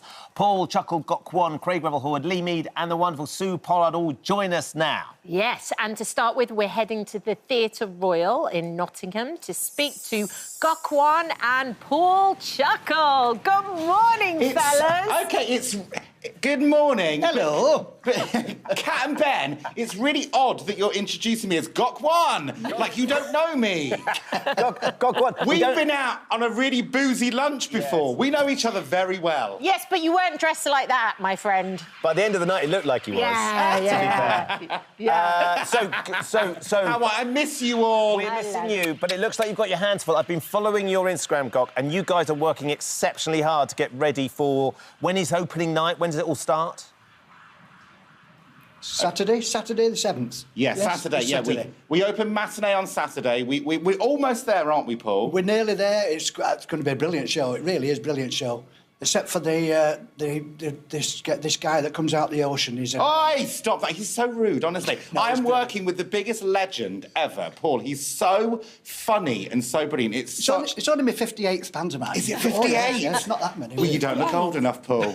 Wow. But it is, honestly, it's incredible. It's really funny. The costumes are gorgeous. The set's beautiful. We actually did the opening number yesterday for the first time with all the lights and the effects. And I sat in the auditorium and I cried. That's how beautiful it is. He did as well. You're doing Peter Pan. Gok, I don't remember a merman in Peter Pan. Yeah. Is this some elaborate ruse of a role that you've made up to just be fabulous? You obviously didn't listen to the story properly, Kat, because, you know, it's a very famous character, way more famous than Peter. So I kind of play the fairy character, the link between Neverland and Hook and Peter and the Lost Boys and all that kind of thing. And I wouldn't say that I've been shoehorned in. I would say that I've been given a presence on stage. And certainly has. I can't begin to imagine how exciting it's going to be to have you all there together. Paul, it's a special theatre, the one in Nottingham for you, isn't it? It certainly is. It's a favourite theatre. It was Barry's penultimate pantomime we did here, and it was our 50th. Our 50th pantomime together was here at the Theatre Royal. It's a beautiful theatre. And anybody in the area, if you can get seats now, I'm sure there's a few seats left. Come and see us, because it's a great show. It really is. It's so good, isn't it? And it's such a superb theatre, this. Really interestingly, Paul, you didn't say anything there about how amazing it is to work with me, funnily enough. As I was saying, it's a superb theatre, this. This man is brilliant. He really is. But it is so As you know. special, because a panto, I mean, I'm going to take my little lads as well to the panto. I just think it's such a brilliant family day out. All ages, anybody can enjoy it. There's jokes and fun for everybody. Yeah. It is... Exactly. I mean, absolutely. Every single year, I look forward to doing Panto because it's like, for some kids, it's the first time they ever go to the theatre. And I have to say, it's such a privilege for us on stage. We're telling a story that everybody knows already. You know the start, middle and end. But what is beautiful about Panto is that you take kids on a journey of fantasy, and adults too, obviously. And I remember going to see my first Panto in the 70s, and I'll always remember that magical moment of just being taken away. And it is like that every single day for us. And it is beautiful and incredible, and it's funny, and it's no longer the production values of Pantos when I was younger. These are massive shows. We've got special effects. We've got the best lighting designers in the country, the best costumes, the best set, the storytelling, and plus the performers as well. The singers are incredible. We've got a fabulous crocodile, huge crocodile. Yeah, we're not allowed to say that. Oh, sorry, we haven't got any crocodile. Oh, it's a big secret. Don't mention the We might have a reptile. That was vague enough. It was, wasn't it? Gok, are you going to sing? Have you got a solo? Yeah. I do have a solo, so I do sing a song about being a magical merman. Can we have a little burst before we say... Oh, my... You yes. don't want to... Yes. OK, all right, I'll do it. OK, so go... Look at my style, could it be more glam? Look at my look, I'm no hologram. Fresh from the sea, you know what I am. I'm a fabulous merman. Yeah! There you go. Not bad, was it? Not bad. Love it. That was just... Thank you. That was just off the cuff, just like People that. queue up. They will. Oh, thank you. Lovely to see you both. Guys. Thank you for joining us. It's Scott, great. we'll see you soon. Thank Break a you. leg, guys. Yes. They're going to be Miss you. Merry Theatre Christmas. Royal. Merry Christmas. Merry Yeah, Christmas, my lovely. December the 7th till January the 12th to see those two in their version of Peter Pan. OK, but there's another version of Peter Pan. Yes, a We're rival version of heading Peter Pan. to Milton Keynes now to chat to Captain Hook himself. So I think we might need a boo. It's Craig Revel Howard. Boo! Morning, Craig. Boo! Boo, darling, boo away. Yes, I encourage that sort of ghastly behaviour. Is there now? We were just hearing from Gok that there's a merman, a lesser-known merman in Peter Pan story at their theatre. Is there a merman in your Peter Pan story? Yeah. Of course there isn't. We've got Tinkerbell, darling, as the liaison. He has most certainly been crowbarred into that show. No, but we do have a mermaid number that we do in the show, which is absolutely fantastic. And we also have a massive reptile, a crocodile, and also a huge big ship that I arrive on, which is absolutely amazing. I totally adore the Milton Keynes Theatre. I've done several shows here, from The Wizard of Oz to Annie, and it's so fantastic to be back here this Christmas for the first time. And I love playing this part because I don't have to put any eyelashes on, darling. I'm normally a woman in Panto. So for me, it's a relief to have a beard and a hook. I absolutely love it. And what's great about it, as Gok said, you know, the kids, it's their first experience, and it's so proud. I'm proud to be a part of their first experience because, of course, they're so busy on iPads and everything nowadays. It's really nice to get them involved in a show. So for me, it's fabulous. Yeah. Great also, cast Craig, as well. They're all amazing. Yeah. The best thing I think about being in a panto is playing the baddie. And that must be really fun to do. Well, it's the only part to have, I say. You know, I love coming on and upsetting people. It's my favourite thing to do at Christmas, and it keeps me off the streets. I love the booing. I love the whole sense of theatre about it. I love the dark and sinister side of it all. You know, it's great. But it's also a lot of fun, and I get my comeuppance in the end. I get eaten by the crocodile, which is a little sad, you know. But no spoilers, but Craig, come on. Every panto has a story and a moral. What's that? No spoilers. You've just ruined the end for me. Oh, no. Well, I might come back to life for the bows. I think everybody knows the story, darling, don't they? Well, but, I mean, it is a good life lesson as well. That's what's great about it. I didn't know that there was mermen or mermaids or mer things in it. There's mermaids, not mermen, normally. Yeah, mermaids. We've got We've got all sorts. We've got lobsters, every crustacean known to man in the show, darling, all dancing there, heart out. But it And must it's be... fantastic. It's so colourful. The costumes are amazing. It must be really good fun, though, to do this at Christmas time at the same time. I mean, I know that, you know, everybody likes a break at Christmas, but to go and do this as well and spread a bit of joy must just make you feel even more Christmassy. Yeah, well, not... It does, but not only that, I'm the only person I know that doesn't put on weight over Christmas. I tend to lose a stone in Panto because there's 2 shows every single day, darling. You don't get time to eat, let alone sleep. So for me, it's great. So I really sort of tend to party after the New Year, you know, when we're on the Strictly tour, for instance. Yes, we've heard about those legendary parties. Have you got a solo, Craig? Could you give us a little burst of your Captain Hook you could share before we say farewell? Yes, I sing My Way. And now the end is near, and so I face the final curtain. Snap, snap. My friends. I'm being the See, crocodile. it goes on, darling. I have those big notes at the end, and it's fabulous. Oh, it sounds epic. Before the It big really note. does. Thank you, Craig. Thank you for joining us. Much. Craig's at the Milton Keynes Theatre. Thank That's you from so the much for 6th having me on. to the 5th of January. It's going to be a great show. Thank you, Craig. Finally, let's head to Darlington. Let's do it. And speak to Lee Mead and Sue Pollard. They're starring in Sleeping Beauty at the Darlington Hippodrome. Morning, both of you. How you doing? Hey, guys. Morning, we're absolutely fabulous. We're wide awake. Yes. I'm sorry we can't see you, but, you know, well, it's just one of those things. Digital language these days and everything. But can I just say, it's fantastic to hear what Gok said, also what Craig said, and my great pal from years ago, Paul Chuckle.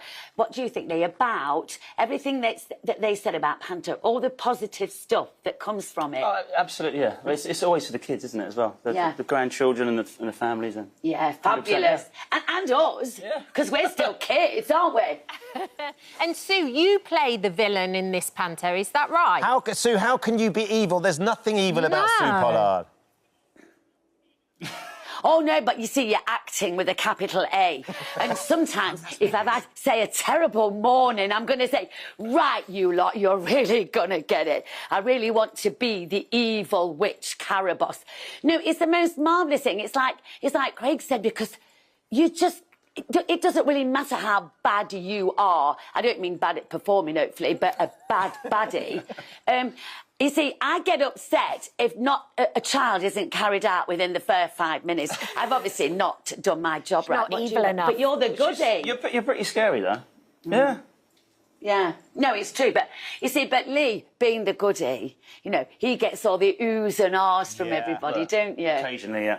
You do. And Lee, of Fabulous. course... Because it's nice to look at, you see. We can't have anybody and ugly. listen to, Sue. He's lovely to listen to. He's a very talented singer. But you're playing the Prince, Lee. I was wondering whether... Is Betsy still as interested in coming to Panto as she was when she was little? Because she's sort of at that mid-teenage years now where she still loved coming along and cheering and shouting, or is she a bit more... It's a good question, actually. She almost said, oh, do I have to come and see you in Panto this year? But she's really excited to come up, yeah. I think she was 3 or 4 when she first saw me do the Prince. Yeah. So it's been 10 years on the way up, and you're still doing it, and you still love doing it, don't you? Like Sue was saying, Lee. Oh, absolutely, yeah. I've done 14 Pantos now. I was lucky enough to do the Palladium Panto when it first came back as well, which was amazing. But I think I've done about 14 Princes now, yeah. Isn't that marvellous, Played Aladdin and... Yeah, but I love it every Christmas. It's brilliant. And how many Pantos have you been in, Sue? Paul had been in, I think, 57, 58. How many have you done?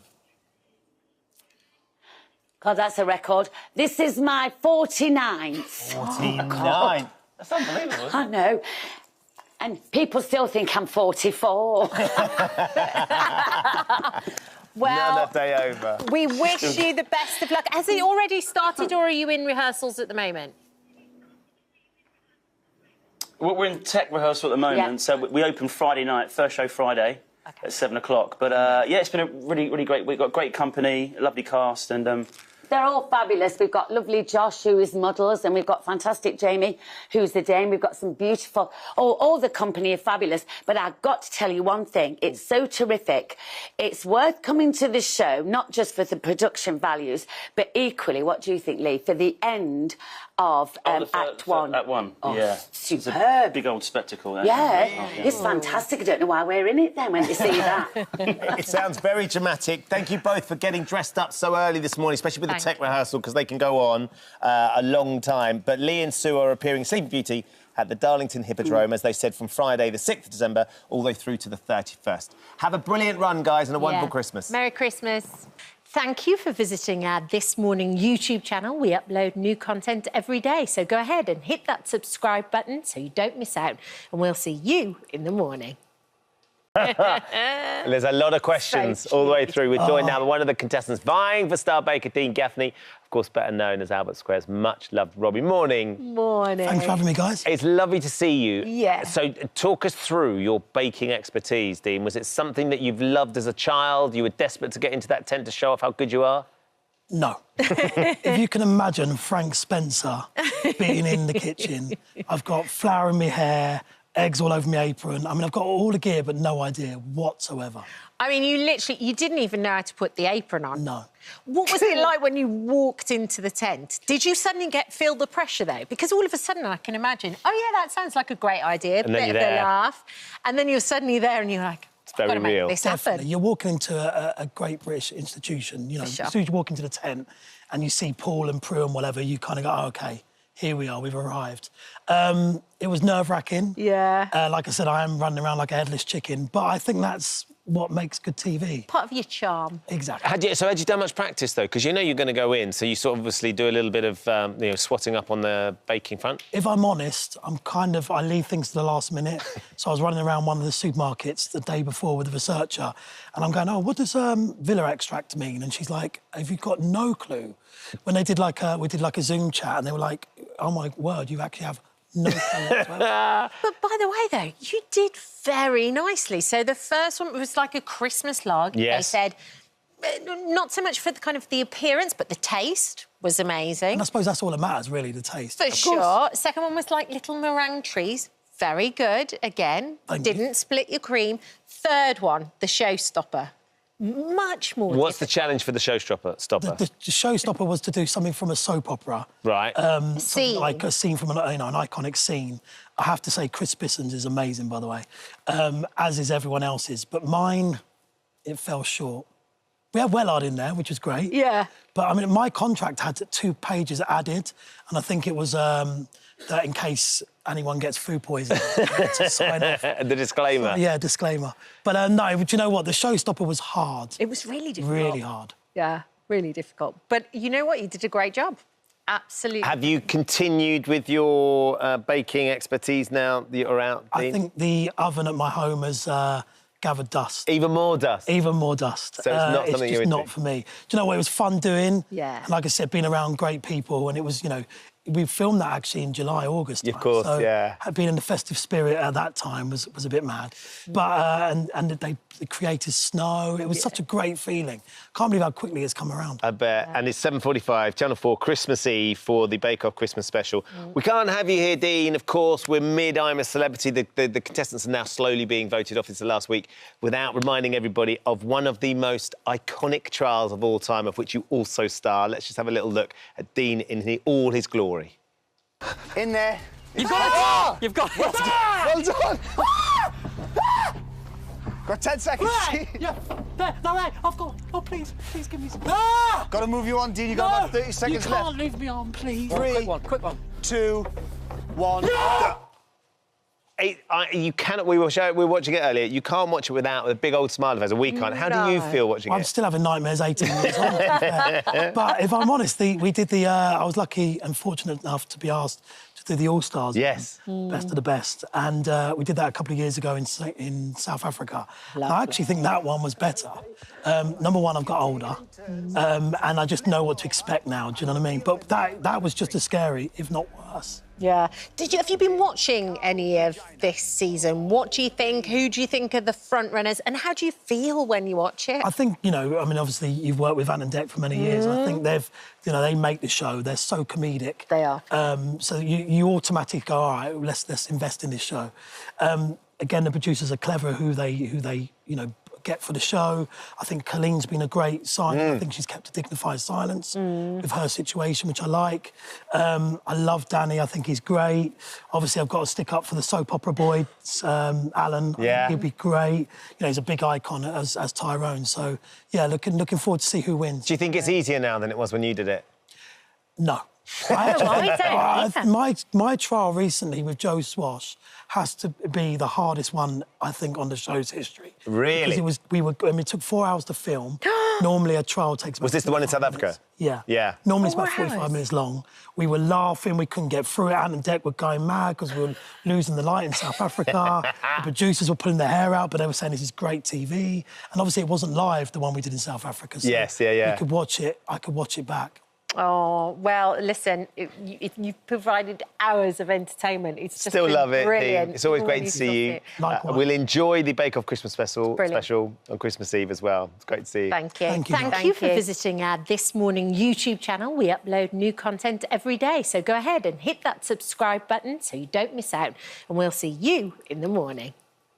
The world's most renowned veterinary surgeons tackling surgeries other vets wouldn't even dare to dream of. And now super vet Noel Fitzpatrick is taking a look back at some of his most memorable cases in a brand new book inspired by his specialist subject, dogs. And Noel joins us now. I love this book. I love the fact that it's chapters, it's about dogs and they're humans and the reciprocated love that goes on between us and our animals. Yeah, I wanted it to be 17 or 18 standalone stories you can just dip into, and it was very interesting before we came on air. You had a favourite story. I did. And everybody has a favourite story. So your favourite story was? It's Bob the Staffordshire Bull Terrier and Dave. Bob and Dave. Bob and Dave. They were a team. They were a team. And Bob definitely saved Dave. Yeah, Dave had fallen down on his luck and, he'd had drugs in his life, he'd had addiction in his life, and Bob saved him.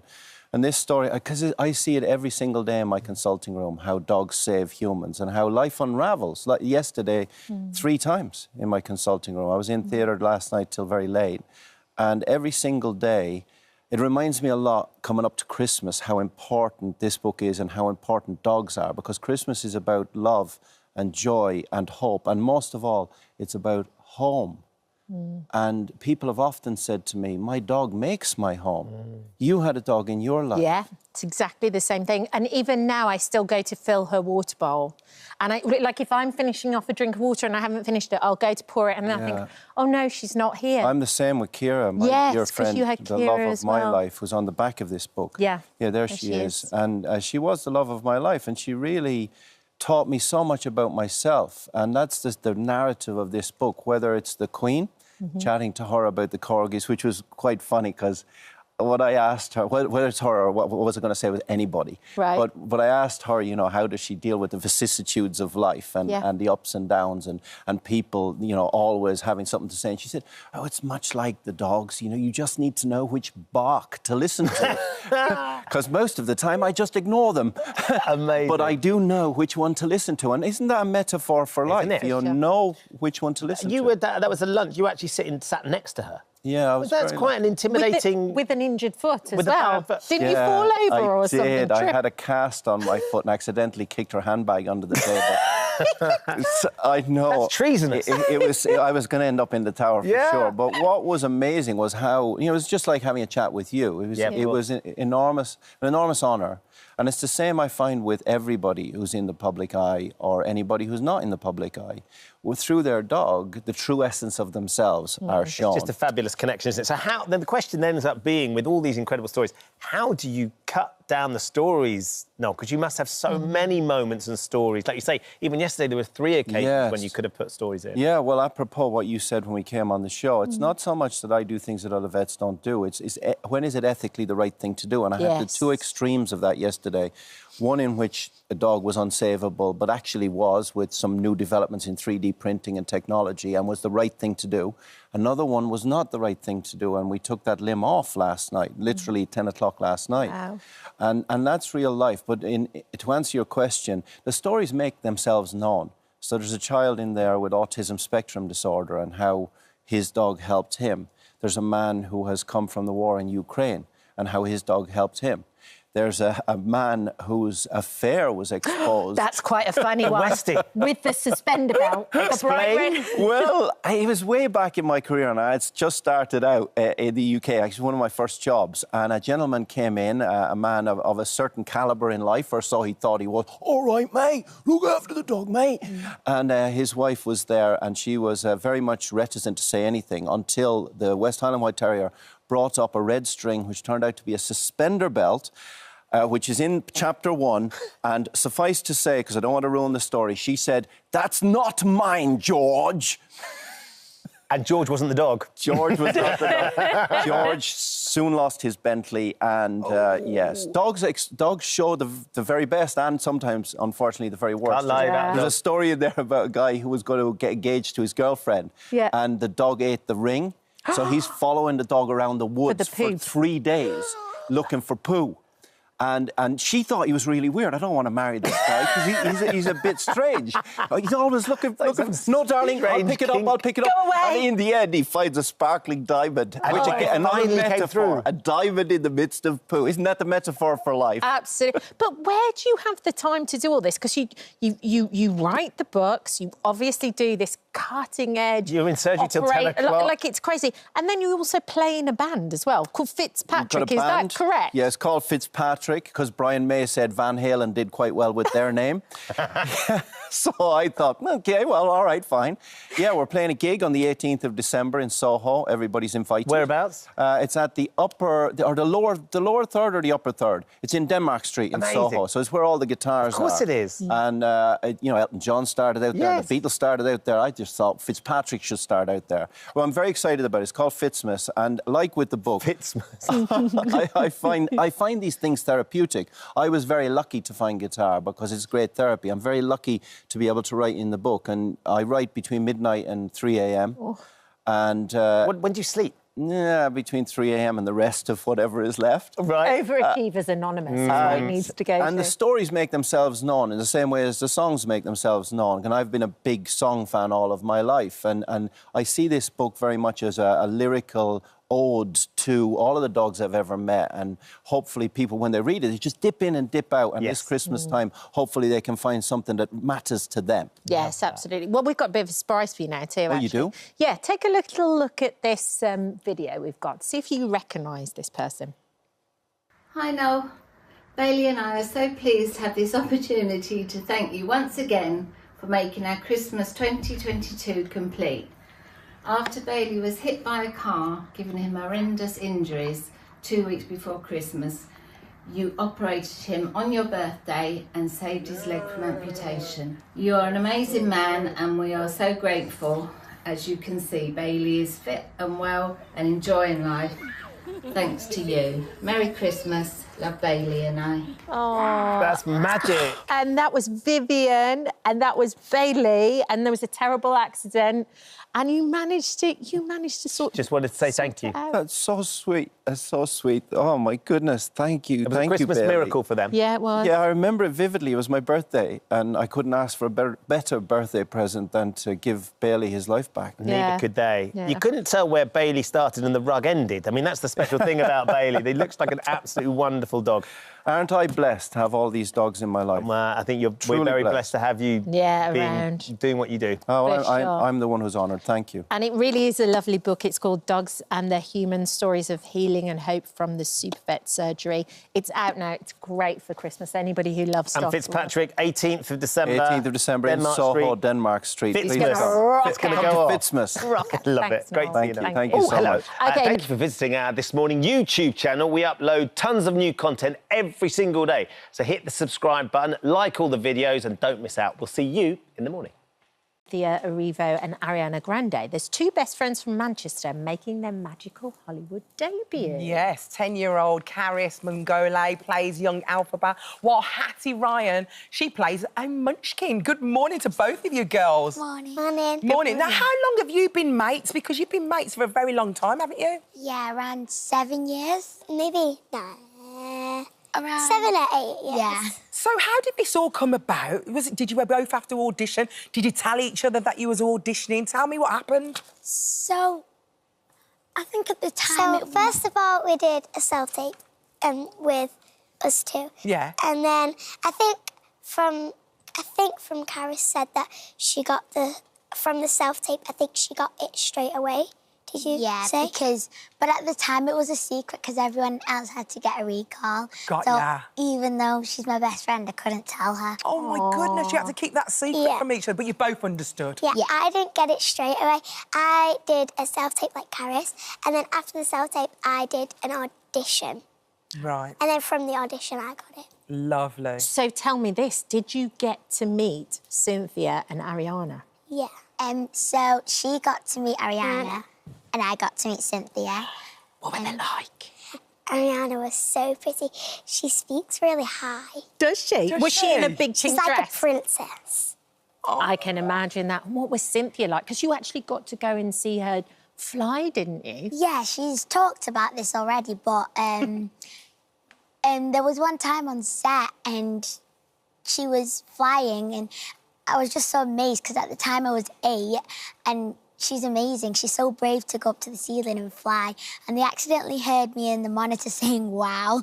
Really? Did you get to fly as well? Yeah, I did. What was that like? Was it terrifying or was it really exciting and exhilarating? At first, it was a bit scary because obviously you've got to get used to it. But as it went on, I got used to it and it was exciting. I mean, what an experience. There you are there. Look at you playing young Alphaba. Gorgeous. And then, Hattie, you played a munchkin. Yes. Did you actually get to hold Ariana's hand? I did.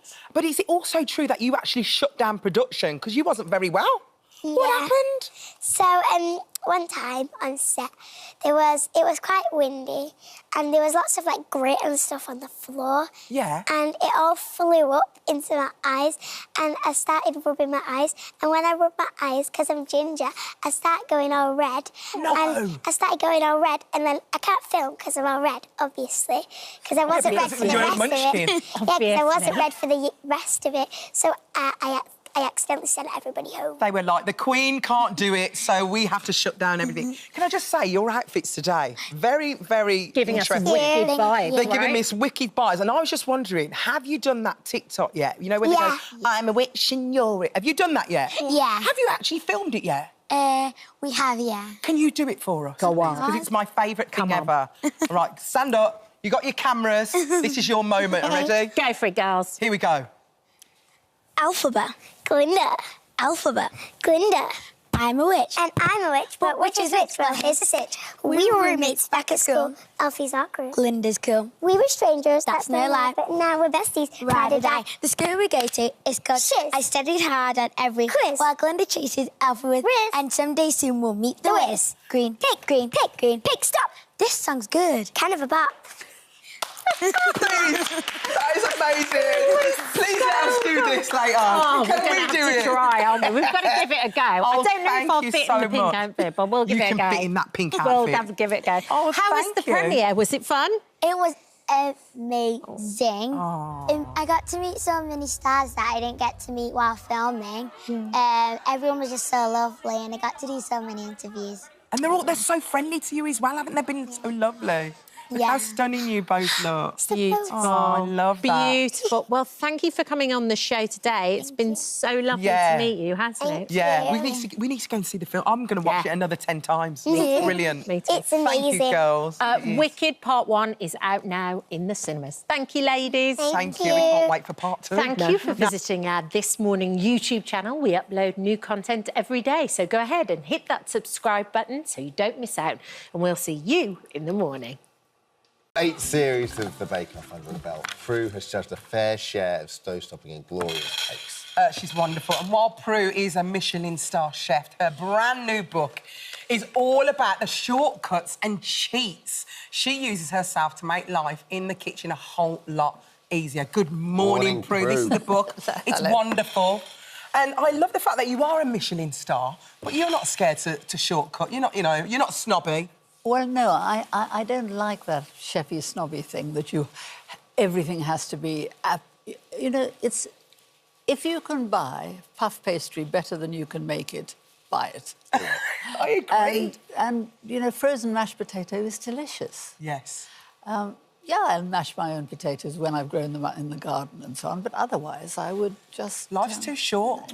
Prue, what I love about this is we've got the recipe and then you've got Prue's handy hack there, and then you've got the QR. I know, I'm so proud of this. You're so 2024. So this is basically what happens if you click on this. Well, then you see me doing the hack. Are you, like, talking to us as the book, like the person who's... you just see a demonstration. I mean, you know, like, you look on YouTube when you want to see how something's done. Well, I decided that if it was easier to just describe it, I would describe it. But actually, it's nearly always easier to show it. So you can see there is a description. Malteser, Rocky Road. Oh, my God. And hello, Lord have mercy. There's the hack. Well, we're very excited because obviously we've got you in on the flesh.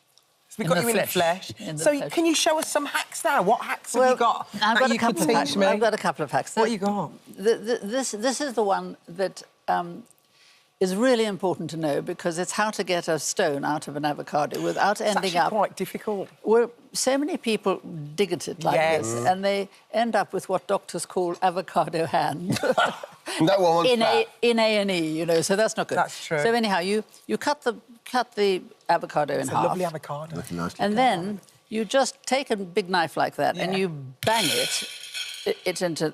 You bang that in and then it'll make it come out. It comes. And if you squeeze it a bit, it comes out. Lovely. And then, if you want to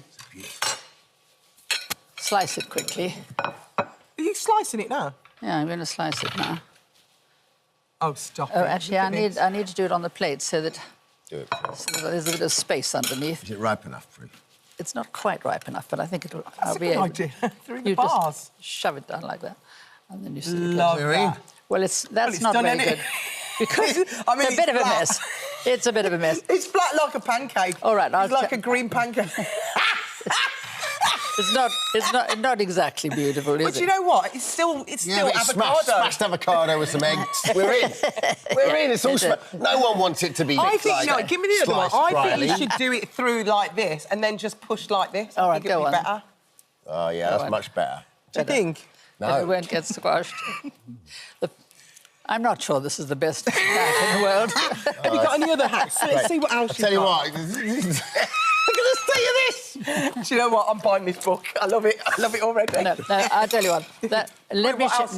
I'll show you my favourite one here. Oh, so there's a bit of some string. Cheese. You know how when you've got a soft cheese, it's really difficult to cut. Yeah. So if you get a bit of thread, this is just ordinary cotton, twist it across like that. Yeah. Get it round your fingers, and then you just pull. Oh, that's a good one. Look at that. It's like you're a Bond baddie. That's a really good one. That's a really good one. Did you see that one? We did see that one. Really? Okay, that's really good. And then there's this. This is a good one. What's that? This is how to peel ginger. You know, peeling ginger. So not a knife. Just a spoon. Well, that's a good idea, isn't it? And the great thing is, you can then go into the sort of bits that are difficult to get to. You can get in there. You've cooked for so many incredible people. Have you cooked for the Beatles? Is that true? Yeah. Well, yes, they came to my restaurant. And what did they want? Well, you know, I had a restaurant that was Michelin star, and it had 4 courses and very expensive. And so I said to them, they said they wanted a fry-up, basically. And so I said, look, your fry-ups again, you know, they wanted sausages and breakfast, really. And I said, that's going to be really expensive because, you know, we have a fixed price.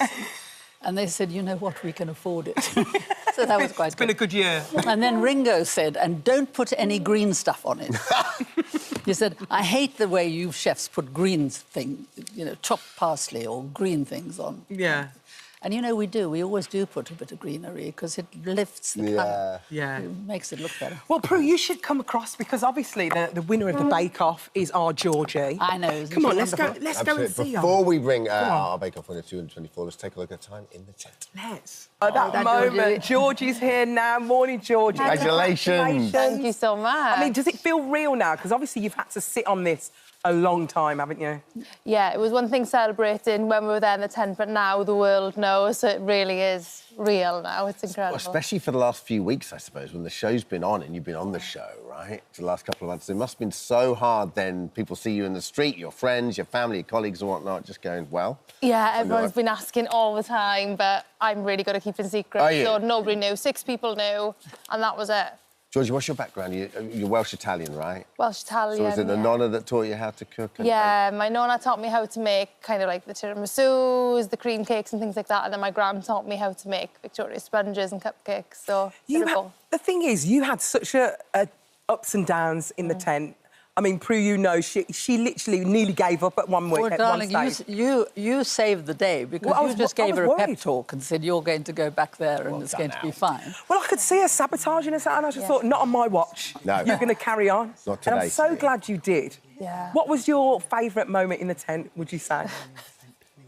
Dylan and you falling off the stool and the table. thing, yeah. Oh, my goodness. That was the such a weird best day, thing. wasn't it? Everything was just going wrong, wasn't it? People were falling, collapsing. Your fall was so elegant, though. I wouldn't say it was elegant, Prue. I wouldn't say it was elegant. It was. You sort of cartwheeled off really quite great. That is pretty much every Friday here, by the way. Yeah. Are we going to get know? Sorry, did you know when you were doing it? Did you know whether it was going to be a success or not? Like early doors, like is there a moment where there's a tipping point where you're baking and you go, actually, this is going to be great? Yeah, I kind of... Week 1, I remember turning around and thinking, what am I doing here? These are all incredible. I'm going home next week. But then I just kept getting better and better as the weeks went on, so I thought I can do this, you know. Well done, you. Well done. You know what I think was so wonderful about the way is that you cooked what you cook at home. Yeah. You stuck to recipes you know, you stuck to flavours you know, you didn't... Yeah. And that was just so perfect. She was incredible. Well, listen, congratulations you, and congratulations you. Prue's book, Life's Too Short to Stuff a Mushroom. It's the best named book, title for a book ever. So good. Is out now. And also, you need to come and do Yes. our show. Absolutely. Get you some bacon on Well, listen, there. it's, hi, everyone. Just wanted to say thank you for visiting our This Morning YouTube channel. Now, listen, we upload new content every day, so go ahead and hit that subscribe button so you don't miss out. And we'll see you in the morning. Justine! Well-renowned violinist and composer Andres joining us now.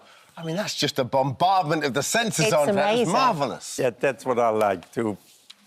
My wife always say, you are 4 horses running and I have to take her back. I like to give. That's great. And what made you want to do that and mix all those different styles together and make this big kind of I'm silver born on screen? a Sunday and my father was a conductor. Yeah. All serious stuff, you know, and I was always, come on, a little bit more life, a little bit more humor, a little bit more laughing. So that's what I started to do. My first teacher, I was 5 years old.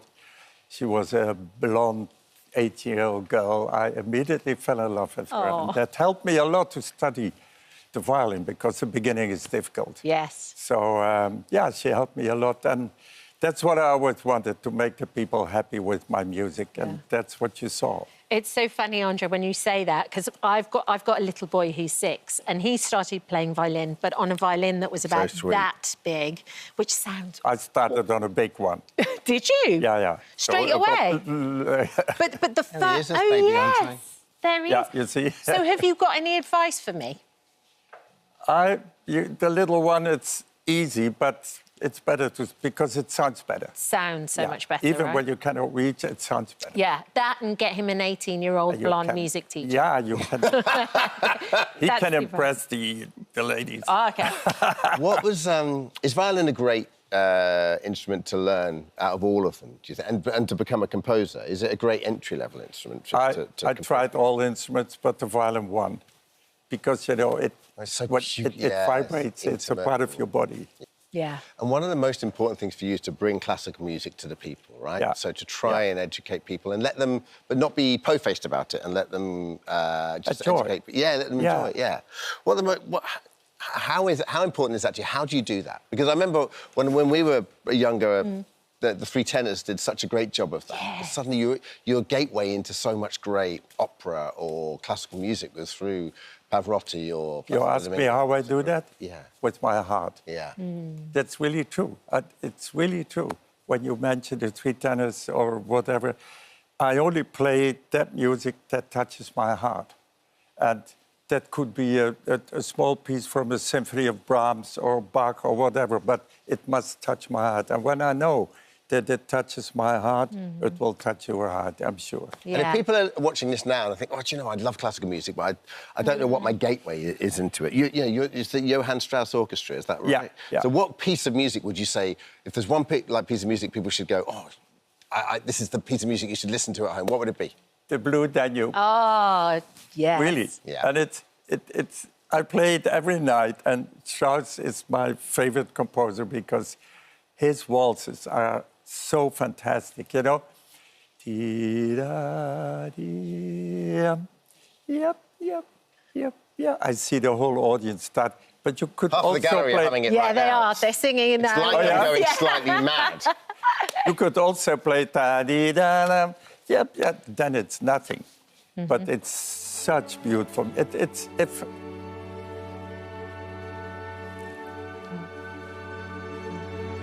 That's introduction. Yeah. Wow. That's introduction. Yeah, it gives me goosebumps even now. Yeah, right? Yeah. It makes the hairs on your arms it's so stand. beautiful. And you've got a really talented little girl with you as well. Yeah. Who's she? Emma Koch. Yeah. We were on tour in America, and my son Pierre threw his telephone on my makeup dish, and he said, listen to that. And I listened. Yeah, who's that? It's Emma Koch. She's 15, and she won the Voice Kids in Holland. Oh, OK. Oh, yeah, OK, let her come. So that was the beginning, and we worked together in my studio, and she's such an enormous talent. Yeah. I bring her on tour, of course, and not only does she sound beautiful, but she's got an inspirational story as well, hasn't she? It is. She's very ill. Yeah. Her stomach is paralyzed. Right. So all her food, she walks with a pump of food, and it comes through a little tube directly to her stomach. But on stage, she takes it away, and she's free. Oh. And that she tells, and it's really fantastic. Oh.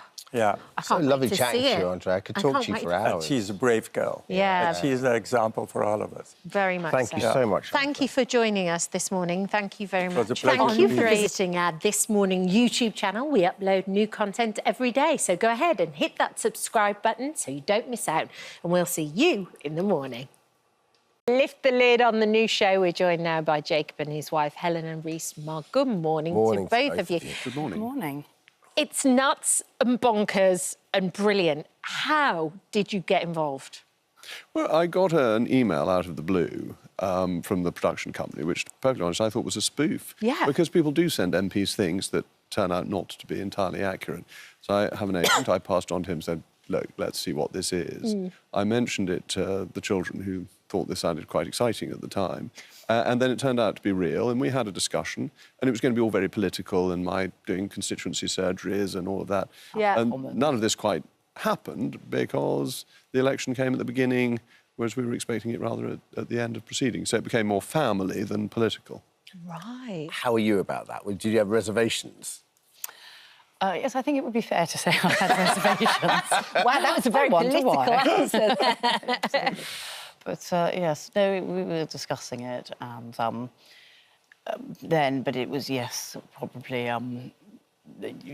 Parliament, surgeries, and it was definitely going to be 85% Jacob and about 15% the rest of us. Yeah. And then... Is that percentage you negotiated? No, I think I was just sort of told that's what was happening. I haven't actually worked out whether it is actually that or not. Yeah. Anyway, but I think it was meant to be an election called in October, perhaps. Yeah. Maybe at the Conservative Party conference, a convenient general election, November or December, about now then. cliffhanger, will he, won't he keep his seat? And then, bang, the election starting gun was fired on the 22nd of May. And I think did they ring you up and say, like, can we come round and start filming today, now? We either start now or we don't do it. But we hadn't actually agreed things at that point. But if we were going to do it, we haven't signed anything. No, if we were going to do it, we needed to start. So disconcerting, though. So we were off to the races straight away. Wow, and have you ever seen anything like it before? You say in the show, I'd never seen the Kardashians, but did you start watching The Furies or something? We watched The Furies in the summer. Together. I mean, as your homework. It was too late by then, we'd started. We were well into it by then. But I thought, and this is what's happening with this programme, I thought Mrs Fury was wonderful. Right. And I think Helena comes out of this wonderfully. You're very kind. Mr Fury and I are the sort of old grumps in the background. But that's what, I don't mind that. But I think Helena and Mrs Fury are great stars in all of this. Very kind. I think she's much hotter than me, so... Talk yourself down. I can't believe we're having this conversation. But Jacob is it'd be fair to say, a divisive character. Yes. But your children aren't divisive politicians. So were you worried at all about them? Because they seem to be enjoying every second of it, given the trailer. We certainly thought about that and discussed it. I mean, Alfred and Sixtus are still really quite little. They're, I think when it started, they were 8 and 6, and then 8 and 7. They're sort of small and cute, and the older ones we obviously certainly thought about. Sort of social media and what their friends would think, and school and that kind of thing. Anselm's 12 and getting a bit more self-conscious. So we certainly spoke. I spoke at length to the producers about that before filming started. Yes. And the teenagers, but they took part to varying degrees. With what they were happy to. Sure.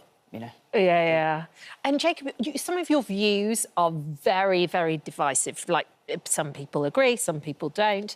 But in this, you actually turn around and you just wave and smile to everybody, essentially. And there's a moment in it where you turn around and you say, I like winding people up. Well, there is an element of winding up po-faced, humorless lefties, which I think we should all take at every opportunity. But if you're interested in politics, you have to stand up for what you believe in. Otherwise, what on earth's the point of doing it? But if you have strong beliefs and you express them, people will disagree with you, and that's part of politics. And some people will express their disagreement using Anglo-Saxon phraseology. Would you watch this? Could you understand that your constituents would be unhappy with you making this show? No, I don't think constituents would have minded one way or another. I think that when you are an MP, the people you represent recognise that you are a public figure, and you find that in your constituency, because one of the great things about our political system is how open MPs are to the people who've elected for them. So you're constantly around and about in your constituency, and people come up to you all the time, whether you're with your children or you're doing sort of routine things. And I think that's a great part of our political life. You've actually seen all of them now. Are there any regrets in there at all, or is there anything that you would quite like to do different? Are you happy with it? Well, I particularly like episode 4. OK. Because it's all about Mary, really, our only daughter. And Mary was very enthusiastic about this. And I obviously think my daughter is a superstar.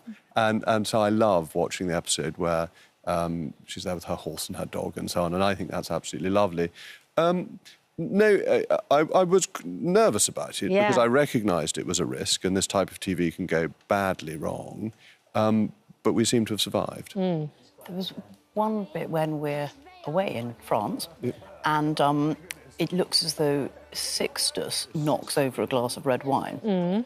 But it was my fault. Actually, he didn't. He was on my right. He was blameless. And I think someone passed something to someone because they asked, and a glass of red wine got knocked over, but I don't think it was by Sixtus. No, it was I think somehow on TV he's almost like he gets blamed for it on TV. It was entirely my fault. But it was you or Anselm or Alfred or someone. It was me. Because I think, actually, that's what they are, the stars of the show, the children. I think people can really relate to the children running around. But I think there's other elements of the show as well that people are... It's like a completely different world. There's a house in Westminster, a house in the country, staff working for you. Are you worried that that alienates you slightly? I think everybody leads different lives. that there's this idea politicians have that there is a sort of uniform life led by voters, and this is just nonsense. Everybody's life is individual. But they also have similarities. So, yes, we have black tie dinners on Saturdays, but the children have to be got to school on time. And so there are similarities across all lives as well as differences. And I think people understand that. But we're curious, aren't we? We always want to know how other people lead their lives. I always notice with Conservative events, if they're in somebody's house, you get more people going than if they're in a function room. Why? Because we want to see how people live. Yeah. A little part of you, tiny part of you, relieved that you lost your seat and going forward. Like, the pressure is almost off. You don't need to be a Member of Parliament. You don't need to do this TV show. I very much enjoyed being a Member of Parliament. I was very lucky when I lost my seat because I had my GB News programme to go to on Monday evening, and therefore I still had work to do.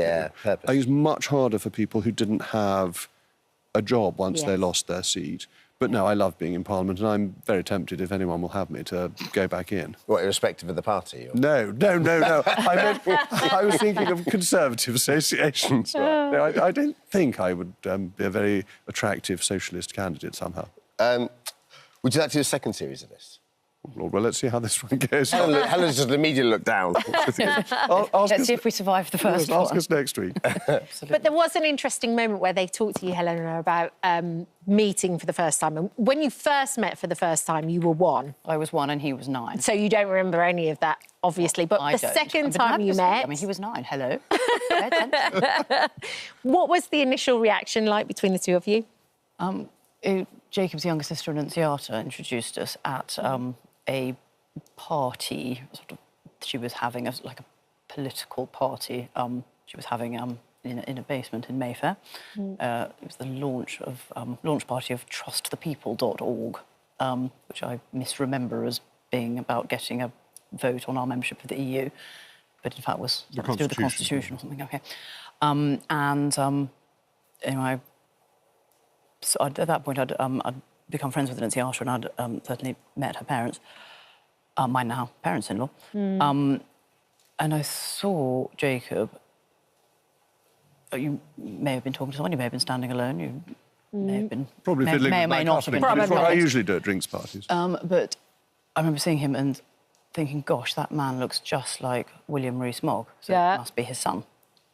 And then when I said hello to Annunziata, I said, that man looks just like your father. So I assume he's your brother. And there it was. At this point, obviously hoping so. Intriguing. I believe intriguing was the terminology used. And Annunziata said, oh, yes, that's Jacob, and introduced us. So.